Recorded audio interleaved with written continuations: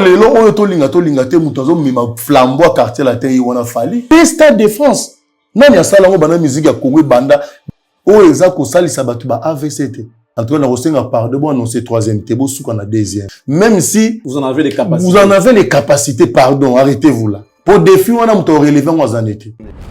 Double Stade de France. C'est inédit. Tout le bénévolat, pourquoi? Ngai ngamona lobi ke na kosala nga ki bénévolat. Les événements à ne pas rater. Même ceux qui pape aye awa lobi ke no asa la réconciliation bango mi balé. Ata bango nyonso ba yedi ba diata ba fiston coloqué. Ba soule kauka ba keli Charleston ba koko dilas bango nyonso na ba Patrick Bakala bango nyonso ba lobi kono aigle kende. Ngai na hôtel belay. Ngai na hôtel belay parce que je connais la première expérience. Vie incendie le cœur ou aza madame. Vie na ye, na zu penza ye moko, madame Cindy Leker Olomide. En comparant, on a Coco di la Sota. Madame Olomide. Je pèse mes mots. La femme qu'on a mariée en 2008. Je pèse mes mots. Vous comparez vie na la préférée vie à Coco di la Sota que vie à Cindy Leker. Ce qui a bien Coco di la Sota, on a un problème, alors qu'il y a 300, 500 dans Ozoa. Cindy na Ozoa te. Or, l'ingane ko peso te. Te azanango te. Takabara, atana kuza opia. Takabaka ayebanaka. Mon père azana mbongo, oui. Ils se sont mariés par quel régime? Communauté des biens. Yawap. Est-ce que même yemo Cindy abi régime babalela? Cindy aza condamné kozalaka wana. Ba mo pa o famille na bakufa na bango avanté. Maman mi akufi na ba 90, papa akufi na ba suki na ba 80 combien. Donc ce qui peut être à cause de la guerre, on a faire kufa, on a la liberté na ngai à côté la kozwango te. Et pour qu'on fait kufa ne lelo te. L'amour n'a pas d'âge. Non, l'amour n'a pas d'âge. Je te le concède. Mais oh wana et community envoûtement. Il nous a payé ce qu'il nous a payé. Le salaire à moi combien? Et puis des salaires qui se payent selon les humeurs. Ba ministère gagne au moni bango wana zo ba $100. Donc et puis aux yeux en gros tu ba guerre boye au leki na front nde aux yeux. So beaucoup na paiement na fin du mois. So ali na ko futa te akomi kanda comme créer les bino ba problème. Et puis ni on salaire pe zaté ce qui mo wana leki faut oublier. Babi akufi. Wana ba to kanga kisinjora. Na kei na mon fleuri, il me dit communication oyo kan de faux salam. Tranche matinale mo ba o leka siko ko kenero ko lobela liwa ya babia. Mais quand on kende temps o ko annoncer ango, il faut ça là tout. Faut peno bimi sa fali mabe. C'est Kofi qui te dit ça. Nza cha pene longi penza ya mawa penza lela penza. Ki babia ti o ku fali la na komba fali. Ki na boye fali ti babia o kata motema na komba fali na mona. C'est pas possible. Sur la télévision, c'est pas facile. Hein? Là, parce que tant on est là, il a fallu, aux amotés à ma baie, au moni, au comme ça, Sanzora, il y a Makala, Babilo, quoi, il s'est est-ce qu'il y a des albums de Bimaki? Il y a des Bimaki? Bien sûr. Au gros, tant que la phrase, moi, Banzem Babimisi. Même Batouana, soit disant, porte-parole, parce que là-bas, on ne parle plus de la musique. On vient régler des comptes, on vient exhiber un mariage. Depuis fallait kenda pena na ba moto na album ya Souka ya Kofi Olomide des mondes arabes. Qui connaît quartier latin, ça n'existe plus. Cindy nde penza ya monde quartier latin. Bon le quartier latin ya Cindy ya monde des quartiers latin. Tu es bien qu'il va falloir tondi sara ba Bercy et tondi sara je crois ba Zénith et tondi sara ba Salle Belé. Et ton ça va stade des martyrs, n'est-ce pas? Ce que y a Cindy ton dit c'est ça. Oya munene oyo yebi. Et ton dit c'est ça. Quand tu as Cindy au coup miswa et continue. Bazan a concert à Genève. On ne sait même pas ce qui s'y battait qui 10 billets, ce qui s'y battait qui 5 billets, on ne sait même pas.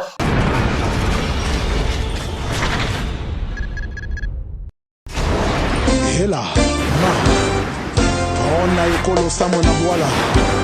Oga misi na ningina loba oye koya heya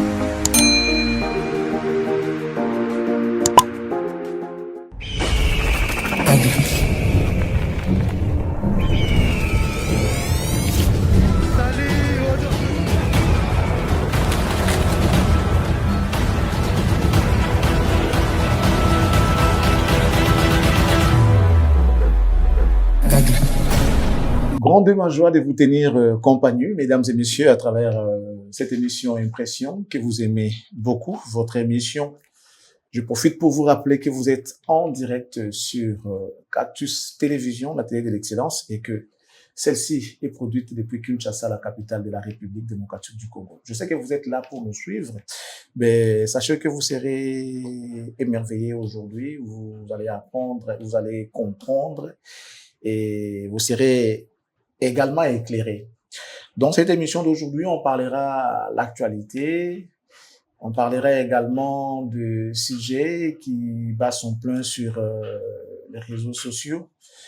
Voilà pourquoi on a choisi quelqu'un qui est proche, qui a travaillé, qui travaille, j'aimerais dire ça comme ça, qui travaille avec un grand artiste musicien de notre pays. Et avec lui, on va retracer ou encore débriefer une émission qu'il a eu à passer et que jusqu'à aujourd'hui, ça a suscité beaucoup de polémiques, allais-je dire. Alors, il s'appelle Ronsard Ngoma, vous le connaissez. Voilà, donc il n'est pas présenté, mais bon, on le fait quand même. La déontologie, on doit présenter l'invité. Il est là pour nous aider à éclairer certaines zones d'ombre et puis nous permettre à comprendre ce qu'il y a exactement par rapport à ce que des fois nous pensons qui n'est pas vrai, qui n'est pas réel. Avec lui, on aura vraiment des éclaircissements. Monsieur, bonjour. Bonjour, Charlie Prince. Ronsard Ngoma. Santé, ça va, ça fait longtemps quand même. Oui, ça fait très longtemps. Je suis très content de t'avoir sur ce plateau. Merci de notre invitation. Moi aussi. Voilà. Alors, on va aller, messieurs, dames, veuillez vous asseoir, veuillez vous installer confortablement dans vos fauteuils parce que il s'agit de l'information, formation et les divertissements dans cette émission. Vous allez vous régaler, vous allez certainement apprendre, comme je l'ai dit tout à l'heure, avec Ronsard Ngoma. Alors, Ronsard, on va aller, vous suivez de près la politique. Ouais. Aussi, bien que vous êtes culturel, vous faites partie aussi de ces corps-là politiques. L'accord de paix a été signé. Le message est tombé depuis avant-hier pour l'accord de paix en tant que Congolais. Impression d'ailleurs par rapport à l'accord de paix des années. Oui, merci beaucoup pour la question posée. Bon, au-delà de faire un peu les culturels et surtout que nous travaillons beaucoup avec des artistes et musiciens, mais je me sens beaucoup plus proche de la politique parce que je travaille aussi dans des cabinets ministériels qui sont politiques, donc on a quand même une certaine dose de politique en nous. Bon, par rapport à cet accord au Otoloba ya Washington, tobeti maboko tomonaki ndenge tomonaki ba image na ba télévision que président Nabiso n'a pas souri na président rwandais. Tomoni président Nabiso, il était toujours fermé. Tomoni même ba gestuelle, il y a président Donald Trump par exemple, lorsque président Kagame a celui-ci allocution naie a salué tout en étant ainsi, mais tant le président Nabiso a celui-ci président américain a télémi a yambié même. Bon, la diplomatie, geste nous sont et comptara. Ils a rappelé langage oyo et l'obaka, ils vont transmettre biso. Mais tout en saluant cela, c'est que je n'ai pas vraiment aimé tous ces tambours qui ont accompagné retour du président de la République. Namoni batu basamassé na le long ya boulevard pour na président parce qu'il a signé accord de paix, alors que pendant ça nos émission oyo massa saison continue ko betaka na estango batu bazo continuer ko kufa. Attendons effectivité ya mise en œuvre ya accord wana. Tout le monde qui ba ville ko la Goma na Bukavu nga na yo to comme tout mesure ko kende na ba ville wana bandeko oyo ya Bunagana depuis bientôt plus de 3 ans banda ba koma sous contrôle ya ennemi bazonga sous administration ya l'état finalement toko benga président Nabiso, homme de la paix, et tout même peu militer, qui peut pas ça prix Nobel, mais pour l'instant, nous avons un peu folklore, tous ces salamawana. Et puis, comme excuse, c'est vrai qu'il y a des ontologies Nabiso, on peut pas venir, s'en prendre, aux confrères ou au concert, à la télévision, mais tout en saluant aussi, ouverture, il y a ministre, il y a par exemple, il se faire accompagner na journaliste. Mais ce que je n'ai pas aimé, on peut pas comme ça, commencer à gaspiller l'argent de l'État, pour des futilités. Toyebi, par exemple, na cabinet ministériel, il y a des cellules de communication. Et donc, président de la République, azana, na cellule, il y a presse, il y a communication, azana va porte-parole, gouvernement aussi, chaque ministre, qui a une mission, azana cellule, il y a communication, mais lorsqu'on prend des journalistes, boumemi bango, on a frais de l'État, pour pas qu'il ne couvrir, événement, mais c'est les résultats. C'est les résultats que nous voulons. Tout le monde a journaliste français, américain, consort. Tant bayara par exemple pour accompagner dirigeant na bango. Tant bayara bayebi bakeko soit nini kuna. Au moins tant baye ba okutana ba autorité na biso bazo interviewer bango. Au moins même na ba chaîne na bango. Comment est-ce que bazo couvrir événements ils ont les pas na biso. Mais biso tout ce que nous voyons sont des photos, sont des selfies. Mais d'abord, on a rata salle, on a mambo salle, il y avait que 3 journalistes, qui accrédités dans la salle, seul journaliste qui a posé, le président américain question, ils sont spécialisés, et c'est ça qui biso. Ils ont qui, cette journaliste que j'ai oublié, Nash, ou j'ai oublié son nom, il y a d'origine angolaise, j'ai même appris que le gouvernement est fou taraillé, kaka pour porter la question, congolaise dans l'administration, Trump. En tout cas, pour elle, au moins, je trouve qu'elle mérite. Parce qu'à chaque fois, elle en face à président Trump, elle posera toujours question concernant la RDC. Mais vous allez louer toute une salle pour un point de presse. Vous avez toute une salle, vous payez de l'argent. Franchement, il y a beaucoup à dire na Makambouana, mais je ne voulais pas tous à la pessimiste. Topé ça la même chance na Corona. Espérons vraiment que le président américain lobby que pendant 30 ans, personne n'avait su éradiquer ou mettre fin à la guerre et que y ait mettre fin à la. Espérons vraiment que le fin de la guerre en RDC après signature à l'accord. Voilà, merci Ronsard Ngoma pour ton point de vue.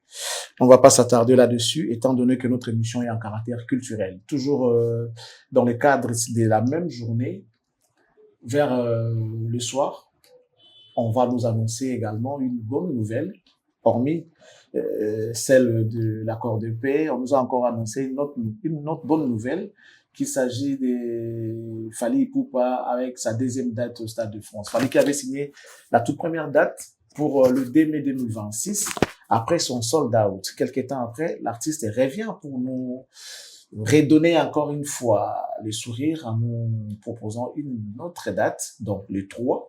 Il va jouer 2 concerts d'affilée, le 2 et le 3 mai 2026. Impression. Une grande joie. Une grande joie. Même pour toi. Oh, même pourquoi pas? Pour toi, c'est une grande joie. Mais pourquoi pas? Ok. Pourquoi pas? Même tous ceux qui font semblant de critiquer et tout, mais au fond d'eux, ils sont contents. Ils sont contents. Ah ouais? De ce qu'il fallait faire. Parce que, tous allez tout le monde les autres, vous allez vous prester. Mais un Congolais né et grandi à Kinshasa, abandonné carrière né à Kinshasa, avant d'arriver à Kinshasa, pour toi, Kendara à Zongaka, abeta 2 jours d'affilée, Stade de France, même Gims n'a pas osé. Même Gims n'a pas osé. Donc, ils ont une très grande fierté, une très grande joie, et je dirais que c'est un événement à vivre absolument. Okay. Un événement à vivre absolument. Donc, peut-être que Nzambe a monique Kalate Falaka Zabango, et que Batouana a la possibilité de kota na concert, on a Nzamba tika bango ba kota na. Ba kota na concert, on a bon aussi manango ko zambili mona bango, comme ça, Bakopema paisiblement. Oui, bakopema paisiblement. Alors ça, c'est très bien. Si on t'a appelé Ronsard, c'est parce que j'ai suivi une émission de toi où, laisse-moi dire ça comme ça, où tu étais en train de critiquer Koffi Olomide. Ronsard, j'étais tout à l'heure présenté étant un proche collaborateur de l'artiste, bien que je n'avais pas cité Koffi Olomide, je le fais maintenant. C'est à toi de nous dire si tu étais ou tu es toujours un proche collaborateur de Koffi Olomide. Et ce genre d'émission, comment tu trouves alors que tu es censé prôner toujours ou encore hisser haut l'image de Koffi Olomide? Les propos que tu as dit, que ça soit vrai ou faux, n'est-ce pas que ceux qui n'ont censé ternir l'image de l'artiste? De tels propos, comme par exemple, les tout derniers concerts de Koffi Olomide. J'aimerais que tu nous donnes ton impression dans cette émission aujourd'hui. Quels a été les côtés positifs de ces concerts? On commence par là. Bon, je l'avais dit, les côtés positifs de ces concerts-là, c'était sa façon de s'habiller. J'ai aimé ses habits. Et je dirais aussi, le côté positif, c'est le fait qu'il fête 39 ans d'existence de son orchestre. C'était ça le côté positif. Mais sinon, en tout cas, que les gens m'excusent. Ils sont pas obligés de réfléchir selon moi. Ils ne sont pas obligés de voir les choses selon moi. Ça, je l'ai dit selon moi. Ce que j'ai vu là, c'est pas ce que Koffi, qui nous a bercé pendant des années, qui devait nous présenter ça. C'est pas lui. En tout cas, c'était même pas en deçà de la moyenne. Je ne dirais pas non plus que c'était nul, mais je dis que c'était médiocre. Wow. C'était médiocre. Ça, c'est très fort. Mais quand est-ce que tu as su que c'était médiocre? Parce qu'apparemment, lorsqu'on regarde ces concerts... Mais juste en suivant les images. Depuis toutes les années, lorsqu'on regarde les anniversaires, s'il faut le dire comme ça, les quartiers latins, les Koffi Abetaka, apparemment, ils ont la carte, à Kinshasa, à toi, ça vient à Porto, ils ont à peu près le format, ça, mais là, si quoi, wana sikoyo, ba, excusez, nga, y a, on entend ko lobake, non, wana sikoyo, ba, excusez, nga, pna lobake, c'est que bangonde bako sarabiso. C'est que bangonde bako sarabiso. Parce qu'à chaque fois pour nous, quand ils prestaient à Bercy, à l'Olympia, au Zénith, on disait que non, voilà, international, à Bettina Bassalouana. Mais maintenant, ce qui y alors, je vais paraphraser ceux qui disent que ça va locaux.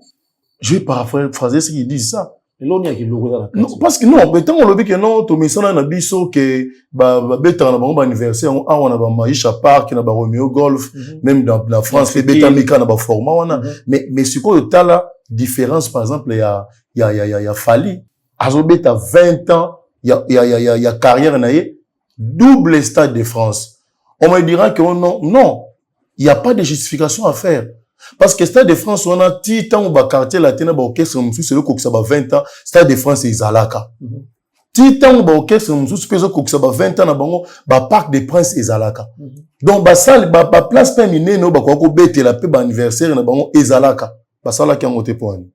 Salle qui a monté pour nous. Donc, ce qui est là, fallait à saler en haut. Acceptons. Qu'on l'aime ou pas, devant les évidences, on s'incline. On s'incline. Eza bongo ezo mona na ke eza bongo. Non boya wonde yeni. Na ye a chaîne na yo, na zo mona ke plateau eza bien, aération mu pepe ya bien, na zo mona ke ba moquette c'est très bien. Après na bimika na lobi ke non, kutu zali na mabe. Parole ne ba na crédibilité ta.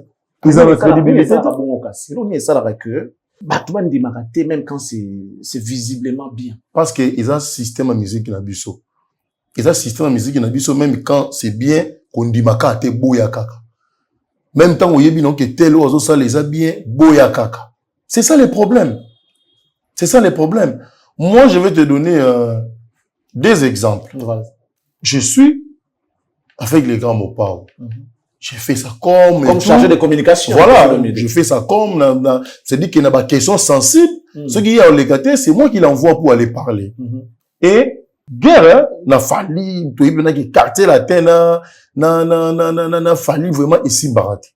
Et il faut que tombe la bateau, bazo chapé, fallu, neti moi molungé pas vraiment, mais neti bateau, bazo voilà, on va se présenter comme adversaire et naïto concurrent.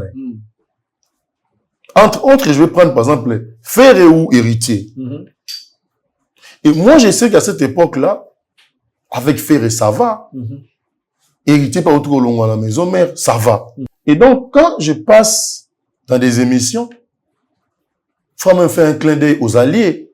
Bateau Bazarapé, Nabino bien. Bien, ouais, tout à fait. Je vais commencer à encenser Ferré. Ferré, un très grand chanteur, un très bon chanteur. Selon la demande du boss. Non, mais tant qu'on vous en il faut comprendre le système à Généguéza. Il faut comprendre les politiques envers les uns et les autres. Genre ligne éditoriale. Voilà, donc ça veut dire que je sais que sont dans le moto et dérangé parce que tout ça même moral. Mais je l'ai fait une fois, deux fois, troisième fois à interpeller nga. Ah, vous comme ça peut oyemba faire ngo boende. On le belango peut trop boende. Hein? Ah, on a bien une fois ici. Quand mani no grave oyemba wana ozo kumisa pe bongo. Je dis oh, OK, natiki. Na monique est dérangé natiki. Héritier la même chose. Je sais que héritier en tout cas c'est bien, voilà. Abimisi Nzemone a Bernadette Masengone ils ont cartonné. Album retirade. Oui.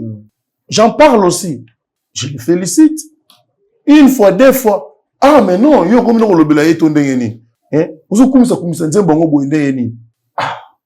me dis, mais finalement, ils ont donc, on va comprendre directement par là que non, il y a une duplicité où ils ont musiciens, ils ont pas si au sonder les fonds na bango. Ils ont pas si au sonder les fonds na bango. So, on a totalement dépendant d'un musicien,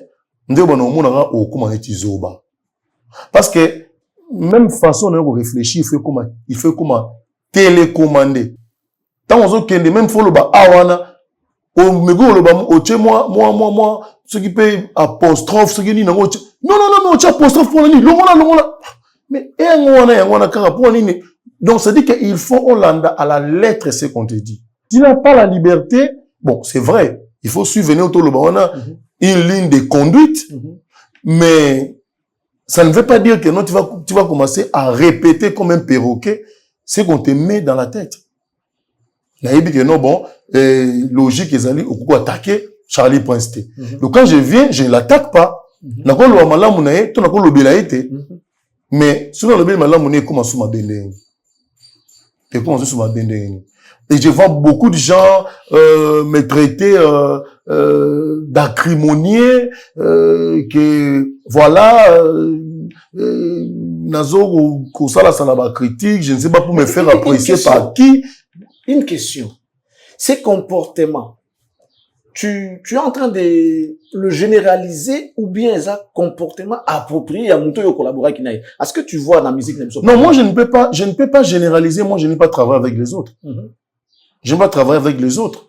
Moi, je parle du grand Mopa au Koffi Olomide avec qui moi j'ai travaillé pendant plus de 5 ans. C'est de lui que moi je parle. Et comment tu juges ces comportements-là, par exemple? Moi, je ne juge pas son comportement parce que je ne suis pas son abbé ou son prêtre pour un comportement. Comment tu peux le décrire? Mais c'est que moi, voilà, moi, c'est que moi je ne veux pas. C'est cette espèce de victimisation. Okay. Cette espèce de victimisation. Vous ne pouvez pas, à longueur de journée comme ça, envoyer des gens venir laminer les autres. Et puis, lorsqu'on répond, vous venez jouer à la victime. Vous venez jouer à la victime. Et très souvent, ces gens-là qu'on envoie là, après avoir joué ces sales besoins-là, ils sont jetés dans la poubelle. Pour les besoins de la cause, quand on trouve qu'on s'est déjà servi de vous, après vous ne foutez plus rien, on vous jette dans la poubelle. Lobby, que non voilà, pourquoi on ça la émission nanana, ce que tu avais dit, les gens m'a bêté, mais pour nani nanana. Je ne suis pas libre moi de passer chez ma sœur. Nana c'est ma sœur. Je ne suis pas libre dans les émissions. Ndenge na yé et pas na yo. Ah, c'est encore Ndenge pétant dans sous pire. Mais c'est ça, je peux même dire na yé voilà, voilà, zuyé. Moi, ce que moi j'ai fait, je n'ai fait qu'interpeller notre vieux. Okay. On l'éveille ou pas, Kofi Olomide, c'est mon vieux, c'est notre vieux. Alors quand ça ne va pas, tu faut tout loba, tout lobelaye. Moi je les connais. Yé moko pa yebi. Combien de fois ils ont si je te en désaccord, on a yé, na yebi c'est na ouya na nda koute, tout lobela on a téléphone. Alors bien non c'est bien na bi non, so na yé na nda ko pesa nga tante. O ba no kata nga maloba. Na préféré na téléphone pour na téléphone tu na komelio ata message moulayi au botango. Mais en face bo ba no kata nga maloba. Oh non, peut-être la dernière fois, c'était ça. Non, yara. Je suis parti. Na komi kuna c'était la même chose. Yo ngolo baboy akatio. Mais après na suko na ngwa zo yebso kono omonisko yo no zo lobati mais ozo banga na kata ko maloba mais na mi zo lobate. Na zo lobate pour zo kata nga maloba. Parce que j'ai vu les gens piaffer ici et là que non voilà, bah ingrat. Non, moi c'est là où moi je ne suis pas content. C'est là où ça m'énerve parfois. Oui, on a travaillé pour lui. Oui, il nous a payé ce qu'il nous a payé. Mais pourquoi bien le baraté et pour bébé c'est au sala. Bon mon parce que hier on le banangate na télévision. Pour à ce moment là ce qui a répondre voilà, a quitté mingi. A sala ngoté, il est fait par des personnes interposées. Alors moi, à la place de répondre ces gens-là qui ne valent rien du tout, moi c'est à lui que je vais m'adresser. Comme ça, lui, quand il va encore envoyer ces gens-là, moi je reviendrai encore pour m'adresser encore à lui. Moi je ne connais pas ces gens-là. Qui sont peut-être payés à peine une fois par semestre.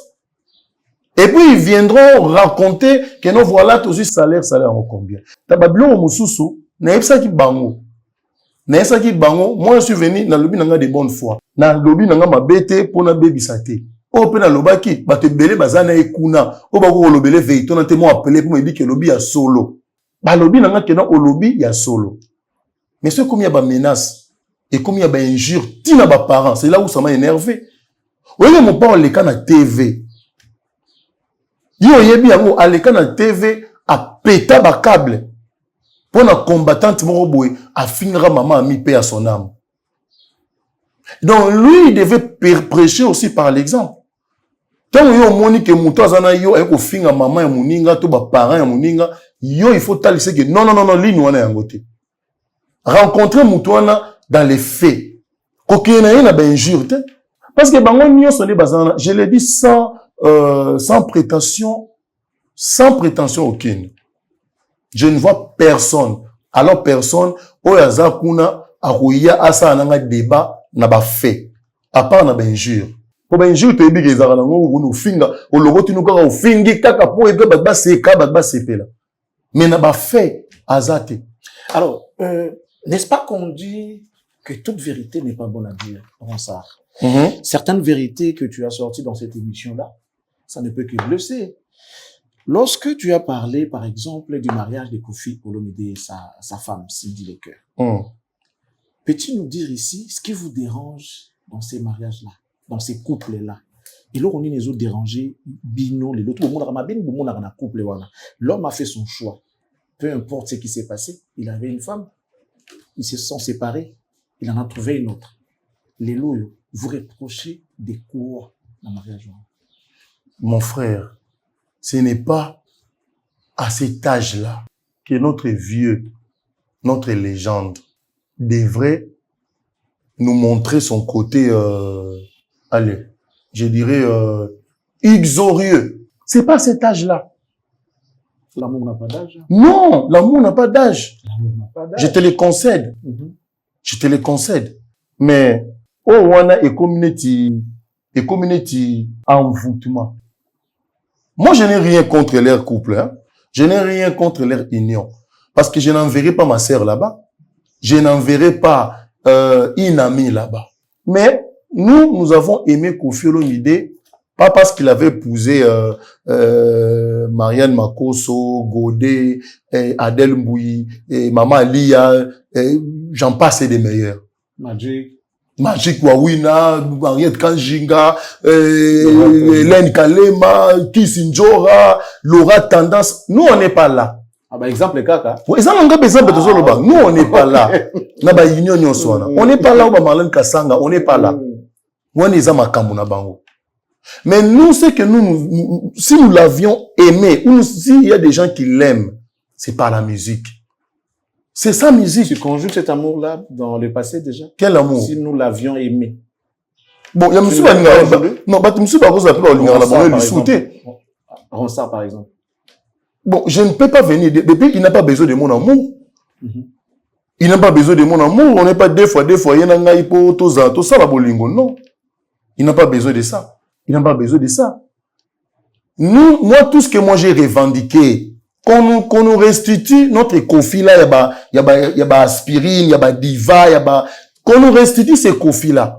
Même si sur le plan de la concurrence, bon, là encore, il y a à dire, sur le plan de la nostalgie, étant encore vivant, bah, tu y a la biso yé, tout le monde a yé, abet la biso banzem bona, tel lelo oyo album, il y a Mama Si. Et bimi, non? Est-ce qu'il y a des albums de Bimaki? Bien sûr. Oui, il y a Bimaki. Bien sûr. Est-ce que vous, en tant que chroniqueur vertébré, bandi Moussalo Kala, au gros, tant que la phrase, moi, banzembo bimisi. Banzembo, so nzembo nazana, banzembo dete. Nzembo. Bon, nzembo, yo, nzembo ta moko. Oa Kingombe. Oa Emila Kingombe. Ah. Il y a Kingombe. Non, parce que je me suis intéressé dans même Batouana, parce que disait porte-parole, même porte-parole, peut-être le baboué.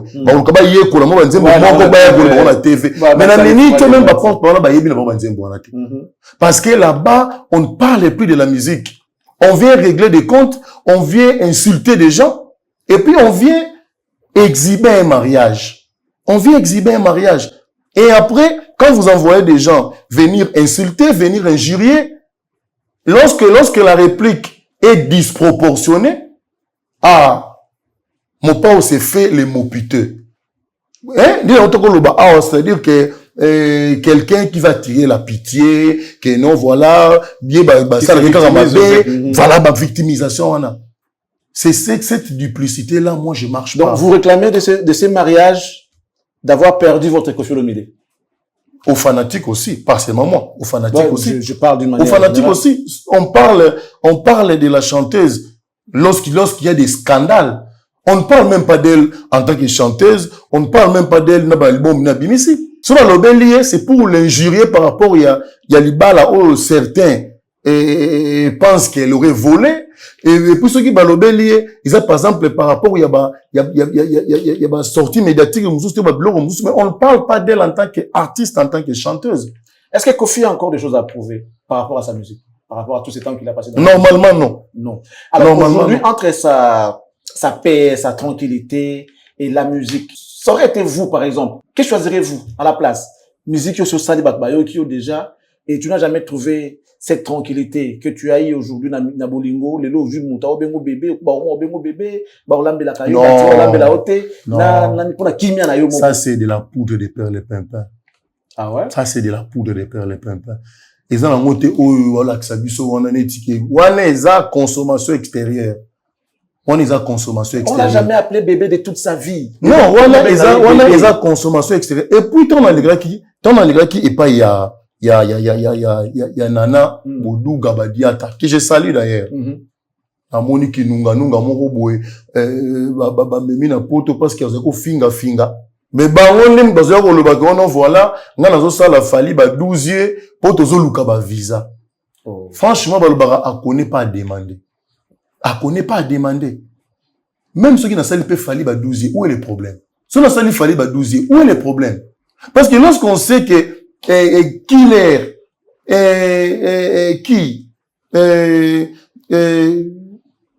Prince Bakali, Bakena poto poani. Po bango bazaye ko finga fali, non? Po bazaye ko finga fali, yango memi bango. Na quartier la te combien de personnes bazako na oba bundela pe quartier la te wana. Ba mema bango te pourquoi? Ba mema bango te pourquoi? koya ko traiter ko ko bakeno to zaba na misala oui et choqué te mais na lingi na zone sana nu kinunga wana a comprendre makamba zo tinda yo mo zo maîtriser même pas tant bazo tinda ya ko benga biso bina bino na ba fali na banani bana misala d'abord na zo yebisa ye na fali na ngai to yaka na quartier la te on dirait presque na ba même condition fali ko fi muta lukarai ye muta lukakai ngai ko fi muta proposer nga na travailler na ye ke na ba archive kuna ke no ko luka demande d'emploi na nga to CV et izala kuna te na yako tika demande d'emploi te na salaka CV te na senga musala te yenda proposer nga ke na travailler na ye oui yenda proposer nga et fali yene mutu as lukaka fali ba image pe ye moka lobelango ezo exister ye moka lukaka et en plus de cela fallait à travailler na ye depuis fallait kenda pe na ba moto na ye akena ngo OK c'est comment yango e comment yebisa ngo depuis monde arabe bima moto nyonso o alanda penza quartier latin na les grands mopa na album no sabimisa en sincérité Bisao, album ya souka et Koffi Olomide des monde arabe. Alors que Quartier Latin n'a jamais été ce qu'il est aujourd'hui en termes de réalisation. Non, en termes il y a Koyemba, mon frère, jamais Tika na yo, Quartier Latin, il y a bien Tika kokota na polémique ou on Quartier Latin, ça n'existe plus. Ça n'existe plus. Mais selon Yemoro Mukolo Orchestre. Mais non, mais il y a Sindi de Penza ya monde quartier latin. Bon, le quartier latin ya Sindi ya monde des quartiers latins. Tu es bien qu'il va falloir ton disara ba Bercy et ton disara je crois ba Zénith et ton disara ba Salle Belé et ton disara ba Stade des Martyrs, n'est-ce pas? Soit ya Sindi ton disara Salle. Oya munene oyo yebi et ton disara Salle. Quartier latin Sindi o kumiswa et continue.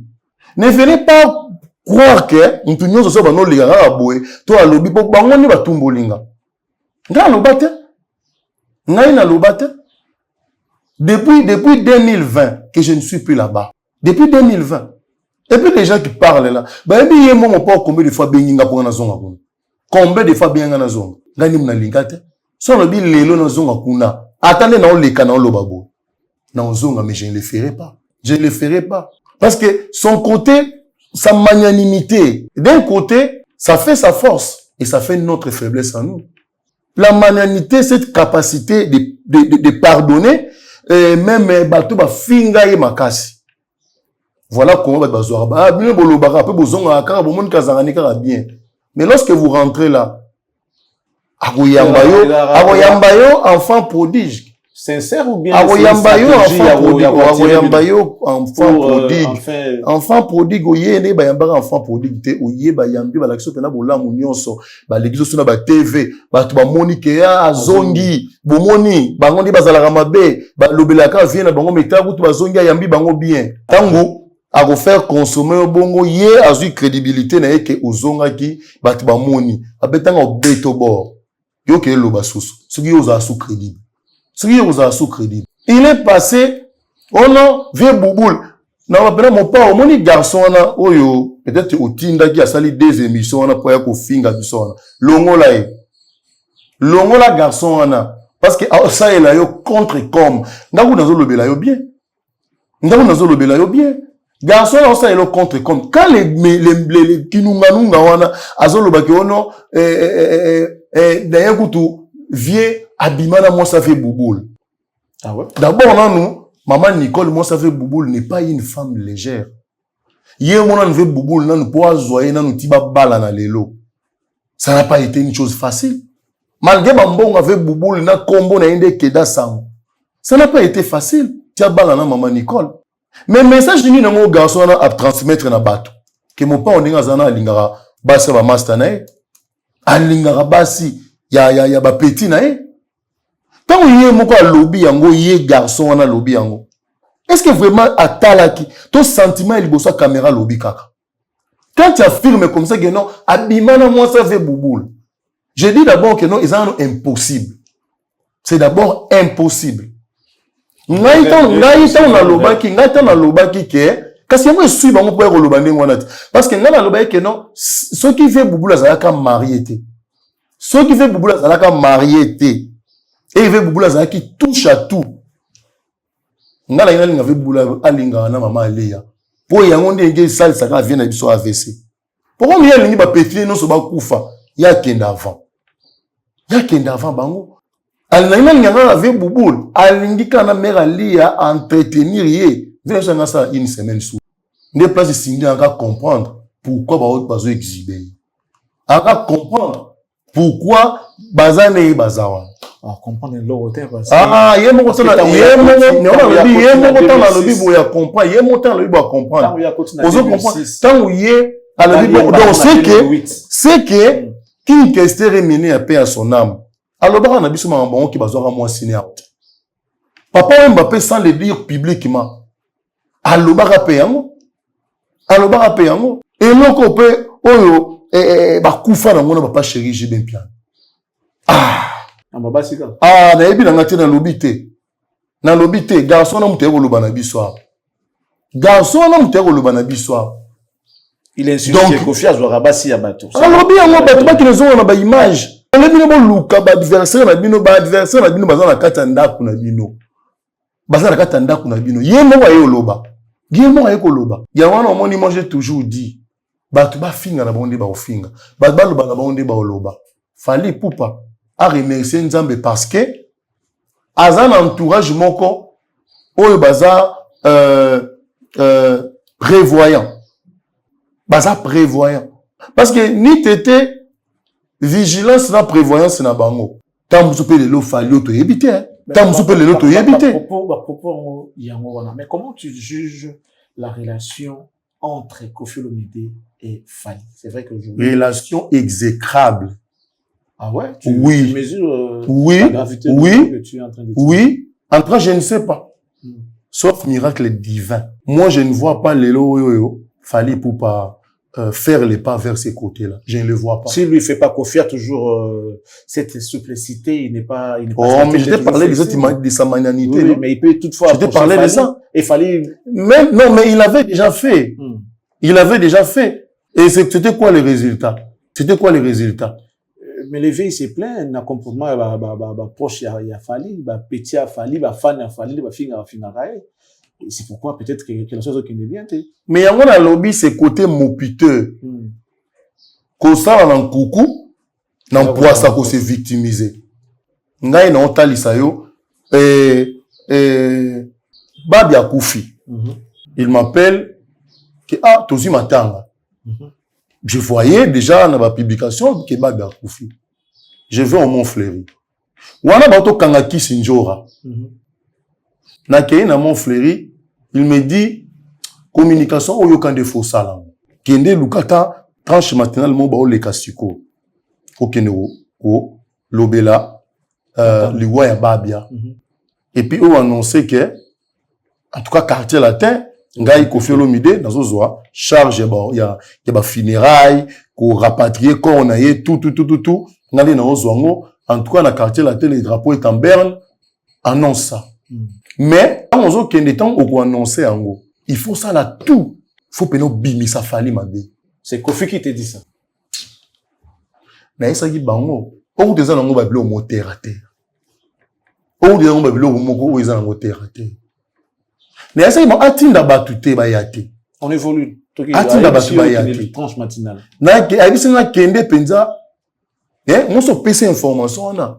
Siko na suka penza ta penza tcha pene longi penza ya mawa penza lela penza ke Babi tia okufa lela na komba Fally tant ka Babi ka ke ba mimi kisinzongo na makala Babi bandi ko lela ah Fally pono salile ki na boye Fally ti Babi okata motema na komba Fally na muno. C'est pas possible. So yebisanga Babi na nenga mabete na tika na ko yeba Babi ate. Quand on monte na TV na banzemba zo sala ou peut-être na ba boîte de nuit. Que qu'on va ne to vanda na ubuto vanda no boye to ndi to zanga na msuna ba to vanda na yete. Oui msa mtaba to boye. Si on monte yo vanda yo te souvenir moko ezana te okinolela na plateau télévision. Et puis qu'on est na plateau télévision c'est pas facile hein. C'est pas facile. J'imagine, mesdames et messieurs. C'est bon, on a un plateau, on a lela, parce que tant on a lela, Batu ba koyina fali zo moté mabe omoni o kamisa basa nzora yona na makala so de babia à ce point olobi à ce point est-ce que dans lobi na fingi non na fingi te mais garçon wana batinda finga ba parents nanga garçon na bien finga ngai soki moi soki Jonathan Bilari que je ne connais même pas botu na Jonathan Bilari ya soki ayebinga. Peut-être gravité. Peut-être non, mais voilà. Là, c'est tout le fait de toucher mes parents. Mon frère, moi, je suis d'une famille chrétienne. Une famille chrétienne, une famille, au kuta ba choriste, au kuta ba diacre, au kuta, ça veut dire qu'une famille a battu ba sambe la. Peut-être qu'on a mabé, mousse comme la rangate. Pour na ba prière à famille là. Au coup à côté, bah, témoin de Jéhovah, au coup à côté. Moi, c'est ça ma famille. Si un moussou babloko, un moussou na kota ramamba musicien, oh, bah, c'est pelaraté. Bah, c'est pelaraté, ils ont cadré dans la famille, na bisote. C'est quoi, yo finga dans la simutuna, yo kota na ba bêtise, yo finga ba parents, na ngata. Yé mou ba utako beta ye. To moni na ba image, ba beti ye na muninga na ekuna. Aleli. Ke ono ba maman na bango ba tali, ba image na mwasi na ye ba leli. Donc yo maman na bino akolela na eka po ba beti yo. Mais maman na bino soki ozo finga ba maman bino amona raté. Maman na bino tango yo ozo finga batu amona raté. Azo tambola ka soki na bon, ça je l'ai dit car pour azo tambola so na photo o nana boduga. Voilà pourquoi batu ba qualifier à quartier latin comme le berceau de sex tape. Ba qualifier à quartier latin comme orchestre ba commanditaire ba sex tape. Oyoka ya Marlène Kasanga ono ebimela na quartier latin. Oyoka ya Henriette Kanjinga ono ebimela na quartier latin. Oyoka ya Meje 30 ebimela na quartier latin. Ne ba mibali, m'appela. Ne ba na mibali ebimela kaka kuna. Oyo ba papi mboma oyo ebimela kaka kuna. Pona ba individu neti garçon. Na ba individu neti garçon oyo kinunga o makambazolo. Aya lisusu. Montre aya lisusu. Non, il y a un plateau no awa. Comment voulez-vous to boya mutu o mokinu zo mona ke no yona o rafle bino? Est-ce que mona ba mise musu ba nga osa congrès na kofi? Na fali. Ezala ba papa chéri, ezala ba est-ce que tu penses que mona ba sala na bango concurrence na fali te ba mona geno peto yo fusée et ça pumbo akenda. Kota kei biso na ba avion na biso to kokoma kuna te to tiki kaka kende ko zula biso so ginya ke découvrir biso kuna biso. Est-ce que tu penses que l'ascension de Fally fait mal à Koffi Olomide? Très mal. Pourtant c'est lui artistiquement parlant, c'est lui le père. Non, ça fait très mal. Alors ben que non nzoki nganga zo yoksa mona na ye abombarati. Mais on est na Fally de Simba Gité. Mais moi je sais que na ndenge to ebeli mokili soki moi na yo matière ça la koleka ça la plaisir. Neti par exemple soki par exemple yo tonga email de tout le monde a ton email ça le plaisir. So monde peut-être moi ba comme côté na ba télévision ba le bilaka bola monaye et comme ça là bien, mais est-ce que vraiment tout le baquet tout ce qu'on voit de Fally dérange à Koffi Olomide? Oui. Je l'ai dit et pas nana. Il avait tout fait na trace. Batu o batinda banzimba on a soki moi so balongola ye wana na programmation. Ya banzimba trace. Bato batinda banzembo na bango kuna to basola. Bon, peut-être on yebisa bango yango te. Mais ça je l'ai dit et je l'ai dit, il le sait aussi que je ne mens pas au Naoloma. Il sait que nous sommes dans le pendant que bayo kana bien a Fally. Wana ba auto bongisa. Bazo kana bien, mais azoluka ayeba comment est-ce que Fally na azosa abenga na trace ti akomo komisa mona mwaso wana programme kana ti makango na ye po bolingwe mata esala ke afungwa mana kata bolingo wana po talisa ye Fally fonctionne comment na trace. Ah ouais. Et puis la dame a c'est peu vérité que non en tout cas relation na ye azana ngona trace na niveau na ye awawa et simbate. Oko pesa no mbongo ngo pesa wana de c'est même pas question d'argent parce que lui ne donne pas l'argent ici. Ce n'est même pas question d'argent. C'est la crédibilité. Non, mais batala rappel muto azo talisa chaîne na bangoti. O bamona ke non azo matsa audience na bangoti. Et puis il m'a dit que non en tout cas ce musique ngo ezaki na ngara boy biso to bima na bisote.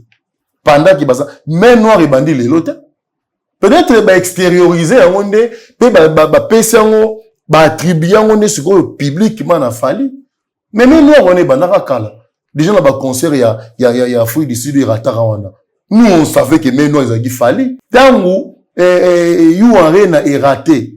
Nous, on savait que c'est Fali qui était sans embâche, en tout cas, que c'est Fali, hein. Non, mais you arena, on est après, que c'est Fali. Mais avant, déjà, tant où Salama qui wana, nous, on le savait que c'est Fali. On allait tout, y a ma baie, tout. Mais quand est-ce que vous comprenez qu'il y a Fali? Parce qu'il y a quelqu'un dans l'image à Fali. Moi, j'étais là, je savais que c'est pas Fali. Ok. Mais, par loyauté, non, je vais le dire, par loyauté, je ne peux pas moi venir dans le bagon, non, je ne peux pas. Bien que tu le sais. Bien que je le savais aussi. Je le savais aussi. Que non,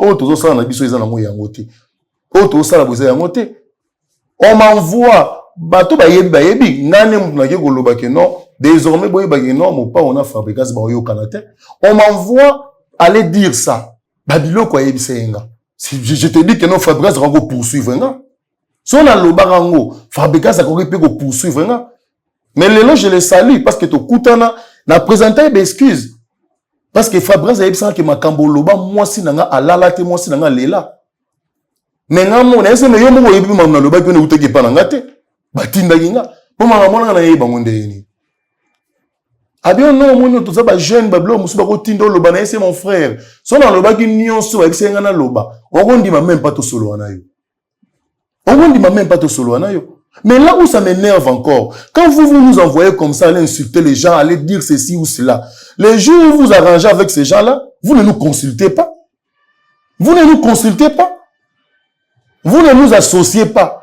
Tant que vous bébani, besoin de côté mabena bino. Tant que vous bongisi, je te comme le roi bazo amoko boto comme tant moto finga ki yo na pembe na et puis vous obligé na pia moto na mbote. Sachant que yo tinanga diana finga et diana moto mais au tinga sous na pia mbote.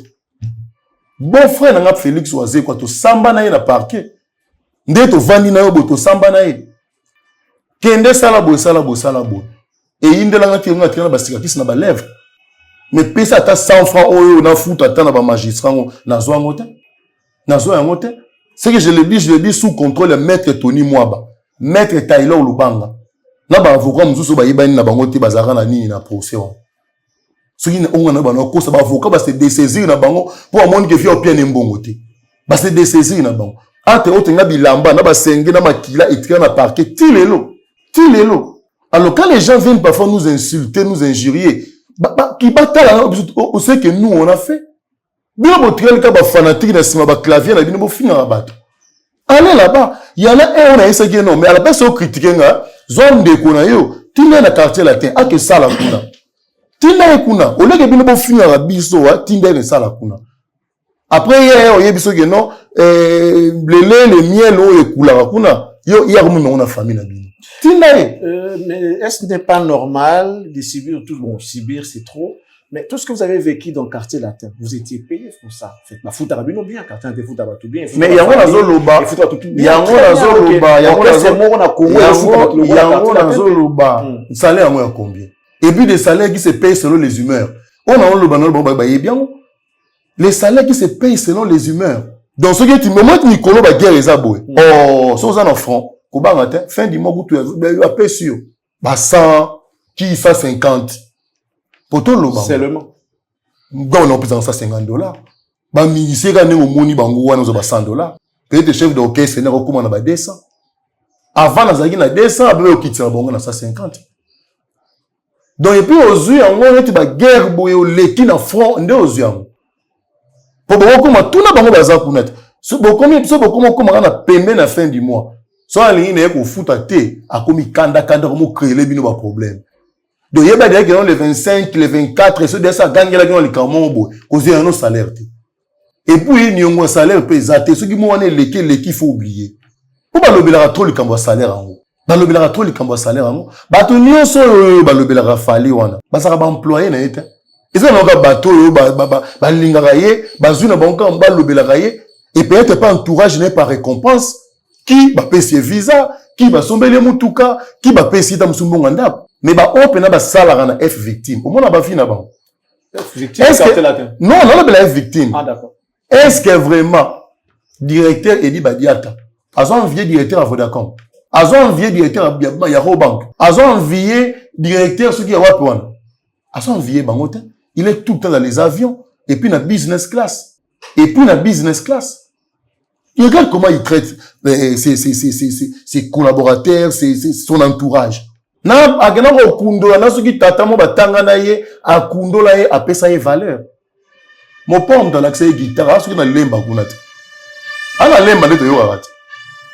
Mami tazoma komi ko teka ba secret.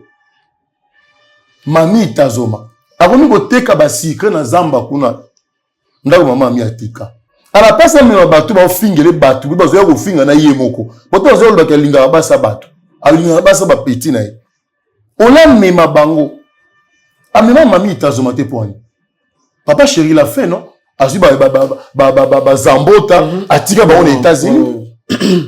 Tala lelo mamie tazoma. Na oya sali na quartier la te. Yebisanga mutu nini wana normalement constitué. Autant azo tala bongo. À cause de la subjugué, ya sala kuna. Yagoya ko zala à part ce que yo luka yo tenter na peut-être quand il yo peut-être yo esimbela ba musicien ba na poto yo kabango ba musicien ba na poto yo kabango il nous a fait promis d'amener au bas ce qui petit fali kutu petit fali oyo tozo mona yena ba na nini wana vie na ngai JC bugumesa kala mwa azo ko betela biso ba nzembo wana commune wana VJC azo kabele mbongo to seka. Lelo petit fali a ozo pemo ba contrat azo ke des potes ozonga bon un grand chanteur comme Mayase pour anini parce que molili lumière ezate libala et telo ndende na kati ya orchestre batu nyonso bazo mona na lisusu te album e bimi ezo loba melate beta mate et là on a besoin de comprendre ngoma Ronsard libala ko tsa lo ndende ndenge libala n'a rien à voir avec la musique. Non, mais c'est ce que je dis. Mais est-ce que dans ton émission que album est allé? J'ai même vu annonce. Il y a sorti un clip ceux qui vendredi, ceux qui journée, il y a un clip. Non, pas du tout. En tant que journaliste, il y a un tuyau. Tant qu'on a eu ton bandela nango, que non, tant un clip est bimi qu'on a impressionné les années. Tu l'as bien poigné. Tu n'es même pas au courant qu'il est bimi. Tu n'es même pas au courant qu'il est bimi. Pourquoi tout cela? Parce que on passe tout le temps à calculer la vie à Fali. Même à table américain, on tape à Boma, Ben Laden. Il y a aussi d'autres priorités pour la banque. Bah, ça va moi répondre. Non. C'est vrai. Parce que moi, c'est l'île, moi, pour s'occuper d'ango. Mais, il fonctionnait aussi. Mais vous prenez toutes les munitions, vous prenez toute votre énergie. Vous consacrez en vous concentrez en moutoumon, et puis moutoumon, azomon en athée. Azomon en athée. Même ceux qui nani pape aye awa lobi que non asa la réconciliation bango mi balé ata bango nyonso ba yedi ba diata ba fiston coloqué ba nani ba bon ça ça relève ba soule kauka ba keli chareston ba koko dilas bango nyonso wana ba Patrick Bakala bango nyonso ba lobi kono aigle kende ndai na hotel belai. Naï na hotel mêlé parce que je connais la première expérience où il y a tantaki. Et ni dans le bon ni t'étais vigilance à batongo. Tant soupe lelo yo, fallait be tout le monde bête d'aller sonner déjà que non à combien de sonner. Mais heureusement qu'il a quand il dans le entourage il a raison. Il a un entourage. Ba constituer armure moko, ba constituer bouclier moko pour naie oyo. Mais moi j'étais chargé de communication, n'est-ce pas? Mais il y a des émissions qui se faisaient. Il y a un peu de sous-traitant na YouTube. Toi, il y a un peu surtout déjà poser ma question. Mais comment est-ce que nous avons géré communication, nous avons géré image non? Il est censé ça. Voilà, nous avons géré image mais yo ya boye, ayebi ke yo na chroniqueur autant de sous potana kuna boyo kanate. Mais abengi yo kuta chroniqueur moi za wana. Ba ça une émission. Du coup, de travail, vous n'avez aucune importance. Vous n'avez aucune valeur. Na bateau bata la rabino parce que yo Charlie Prince ebi que on ça prendre dans un coffee dans un poste passer par yete non bien Kofi Balamoko. Mais pour les gens, respectent Edi Badiata. Pour eux, que ceux qui y a lobby et salami. Ceux qui y a boy et salamité. Ceux qui Coco dit la soirée lobby que boy et salami. Ceux qui a boy et salamité. Ceux qui soulent à lobby et salami. Ceux qui se restent à lobby et salami. Ceux qui tiennent à lobby et salami. Coloqués à lobby et salami. Donc du coup, tu ne deviens pas leur esclave. Mais au moins, tu les respectes et dis que non, ceux qui n'ont manqué bango, n'a quoi espérer comme un artiste était. Mais pas na quartier latin. Pas na quartier latin. Bango nyonso bazolo balelo. Lobby nango, ils viennent raconter. Bango bayo raconter parce qu'ils n'ont rien à raconter. Et ils ont vécu quoi? Ils n'ont rien à raconter. Ils viennent injurier. Et là, où bazoko vociférer wana, bakoya ko finga. Contrairement peut-être à nous, qui venons juste expliquer. Bazan a concert à Genève. On ne sait même pas ceux qui s'y battaient qui 10 billets, ceux qui s'y battaient qui 5 billets. On ne sait même pas. On n'en parle même pas. Alors que concert en décembre, on n'en parle même pas. Polémique à musique. On n'en parle pas. Mais tant que lobby n'a pas colossal, non? Tu annulé pour voter quitter. Ah, main noire. Bon, montre que Batinda vous te constate à qui ne déstabiliser biso. D'ailleurs, même voice mon Batinda qui sont dans bureau val que non. Que personne n'aille répondre à ça, que personne n'aille répondre. Ils ont une stratégie basali pour la bonne actualité. Il y a album na biso pour la bonne actualité. On a toute question opposée pe. Balinga yinde. Baboya y a même ça qui va tout dire. Balobi que non, ils ont stratégie. Oyo bato fali basali batinda nga na episo ki batindeli nga wapi na ya koloba mabe na bango pour étouffer album et étouffer concert. Un album qui n'existe même pas. Tu es si puissant que ça? Non, un album qui n'existe même pas. Une simple émission qui va étouffer un album. Mais en tout cas, tel niveau d'importance à zopé sanga. Tel niveau d'importance à zopé sanga. Alors, et puis album on nga na oya ko bomba. Ça n'existe pas. Ça n'existe pas. Concert ça n'existe même pas. Et ça n'existe même pas. Comme dans la toto, faisons bonne figure.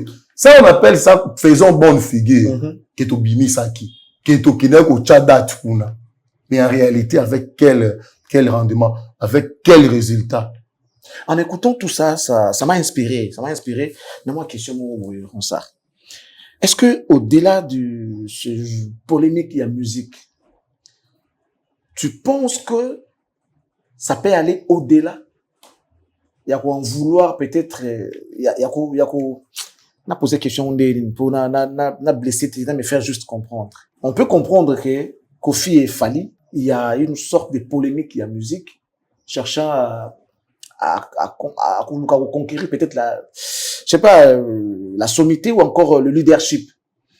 Mais, en t'écoutant parler, ça nous laisse non mais est-ce que vous comprenez la grâce vous comprenez et compromettre bon tu penses que ça peut aller au-delà des sentiments pour la musique donc pas faut pour la ce qui possibilité ça ce qui occasion pessan ah ouais oui et OK au-delà à niveau ça occasion pessan OK. C'est au cas où mon frère, j'évite tout simplement. Parce que les gars là, franchement, il m'a mis hors de moi. Les gars au fin, il m'a mis hors de moi. Il aurait dit venir à l'Obanika ou peut-être que non, bon, Ronsa, Bablo, Kolobi, wana, boye, mais à fin, mais au fin, parents n'a raté. C'est pas bien. Ah non, Kofinga Bapara, il a franchi les Rubicons. Ça, je ne tolère pas. Alors, comme il y a un qui parce qu'il ne vaut même pas la peine. Yangwana, na yende ko lobela muto atindaki. Na esaki bango na yebinda ku bien. Dans le bano awa likambo ya ba hypocrisie ngo wana. Tant ba oyo bazoba kande ba ko coopérer bien na Fali. Na mona ide yake non tozana na biso sincère na Fali te. Même yemo fallait constater que contrairement par exemple na merveille. Ngana za Charlie, là tout ce qui mona ngana ba boîte de nuit. Moi je ne suis pas de cette vie là. Moi, je ne suis pas de cette vie-là. Et quand on a gagné, Charles, le bic, on s'est tombé à tout, qui n'a biso, on m'a mis là, oui. Tout qui n'a biso, mais au moins, on a zara moutouane, boîte de nuit, par pamba, pour bête à matolo. Ça, ce n'est pas moi. Même yémo, on m'a pas waébi. Naï, vie à matolo, nazara nangote. Nazara nangote. Ozomona. Et donc, quand on va salir réconciliation, moi, sachant que ce n'était pas sincère, je ne voulais pas trop m'approcher dans Fali pour n'a créer problème.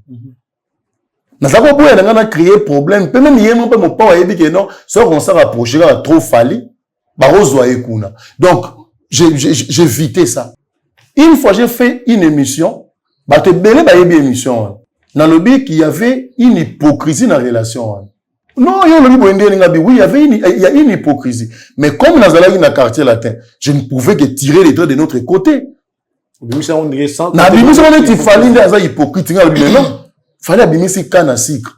Mon père a boire à boakaye, fallait pour la banzembo. Mais il y a le biga et le ban en grand mon père attendu combat confité. Vous-même, vous ne trouvez pas qu'il y a une sincérité là, quoi.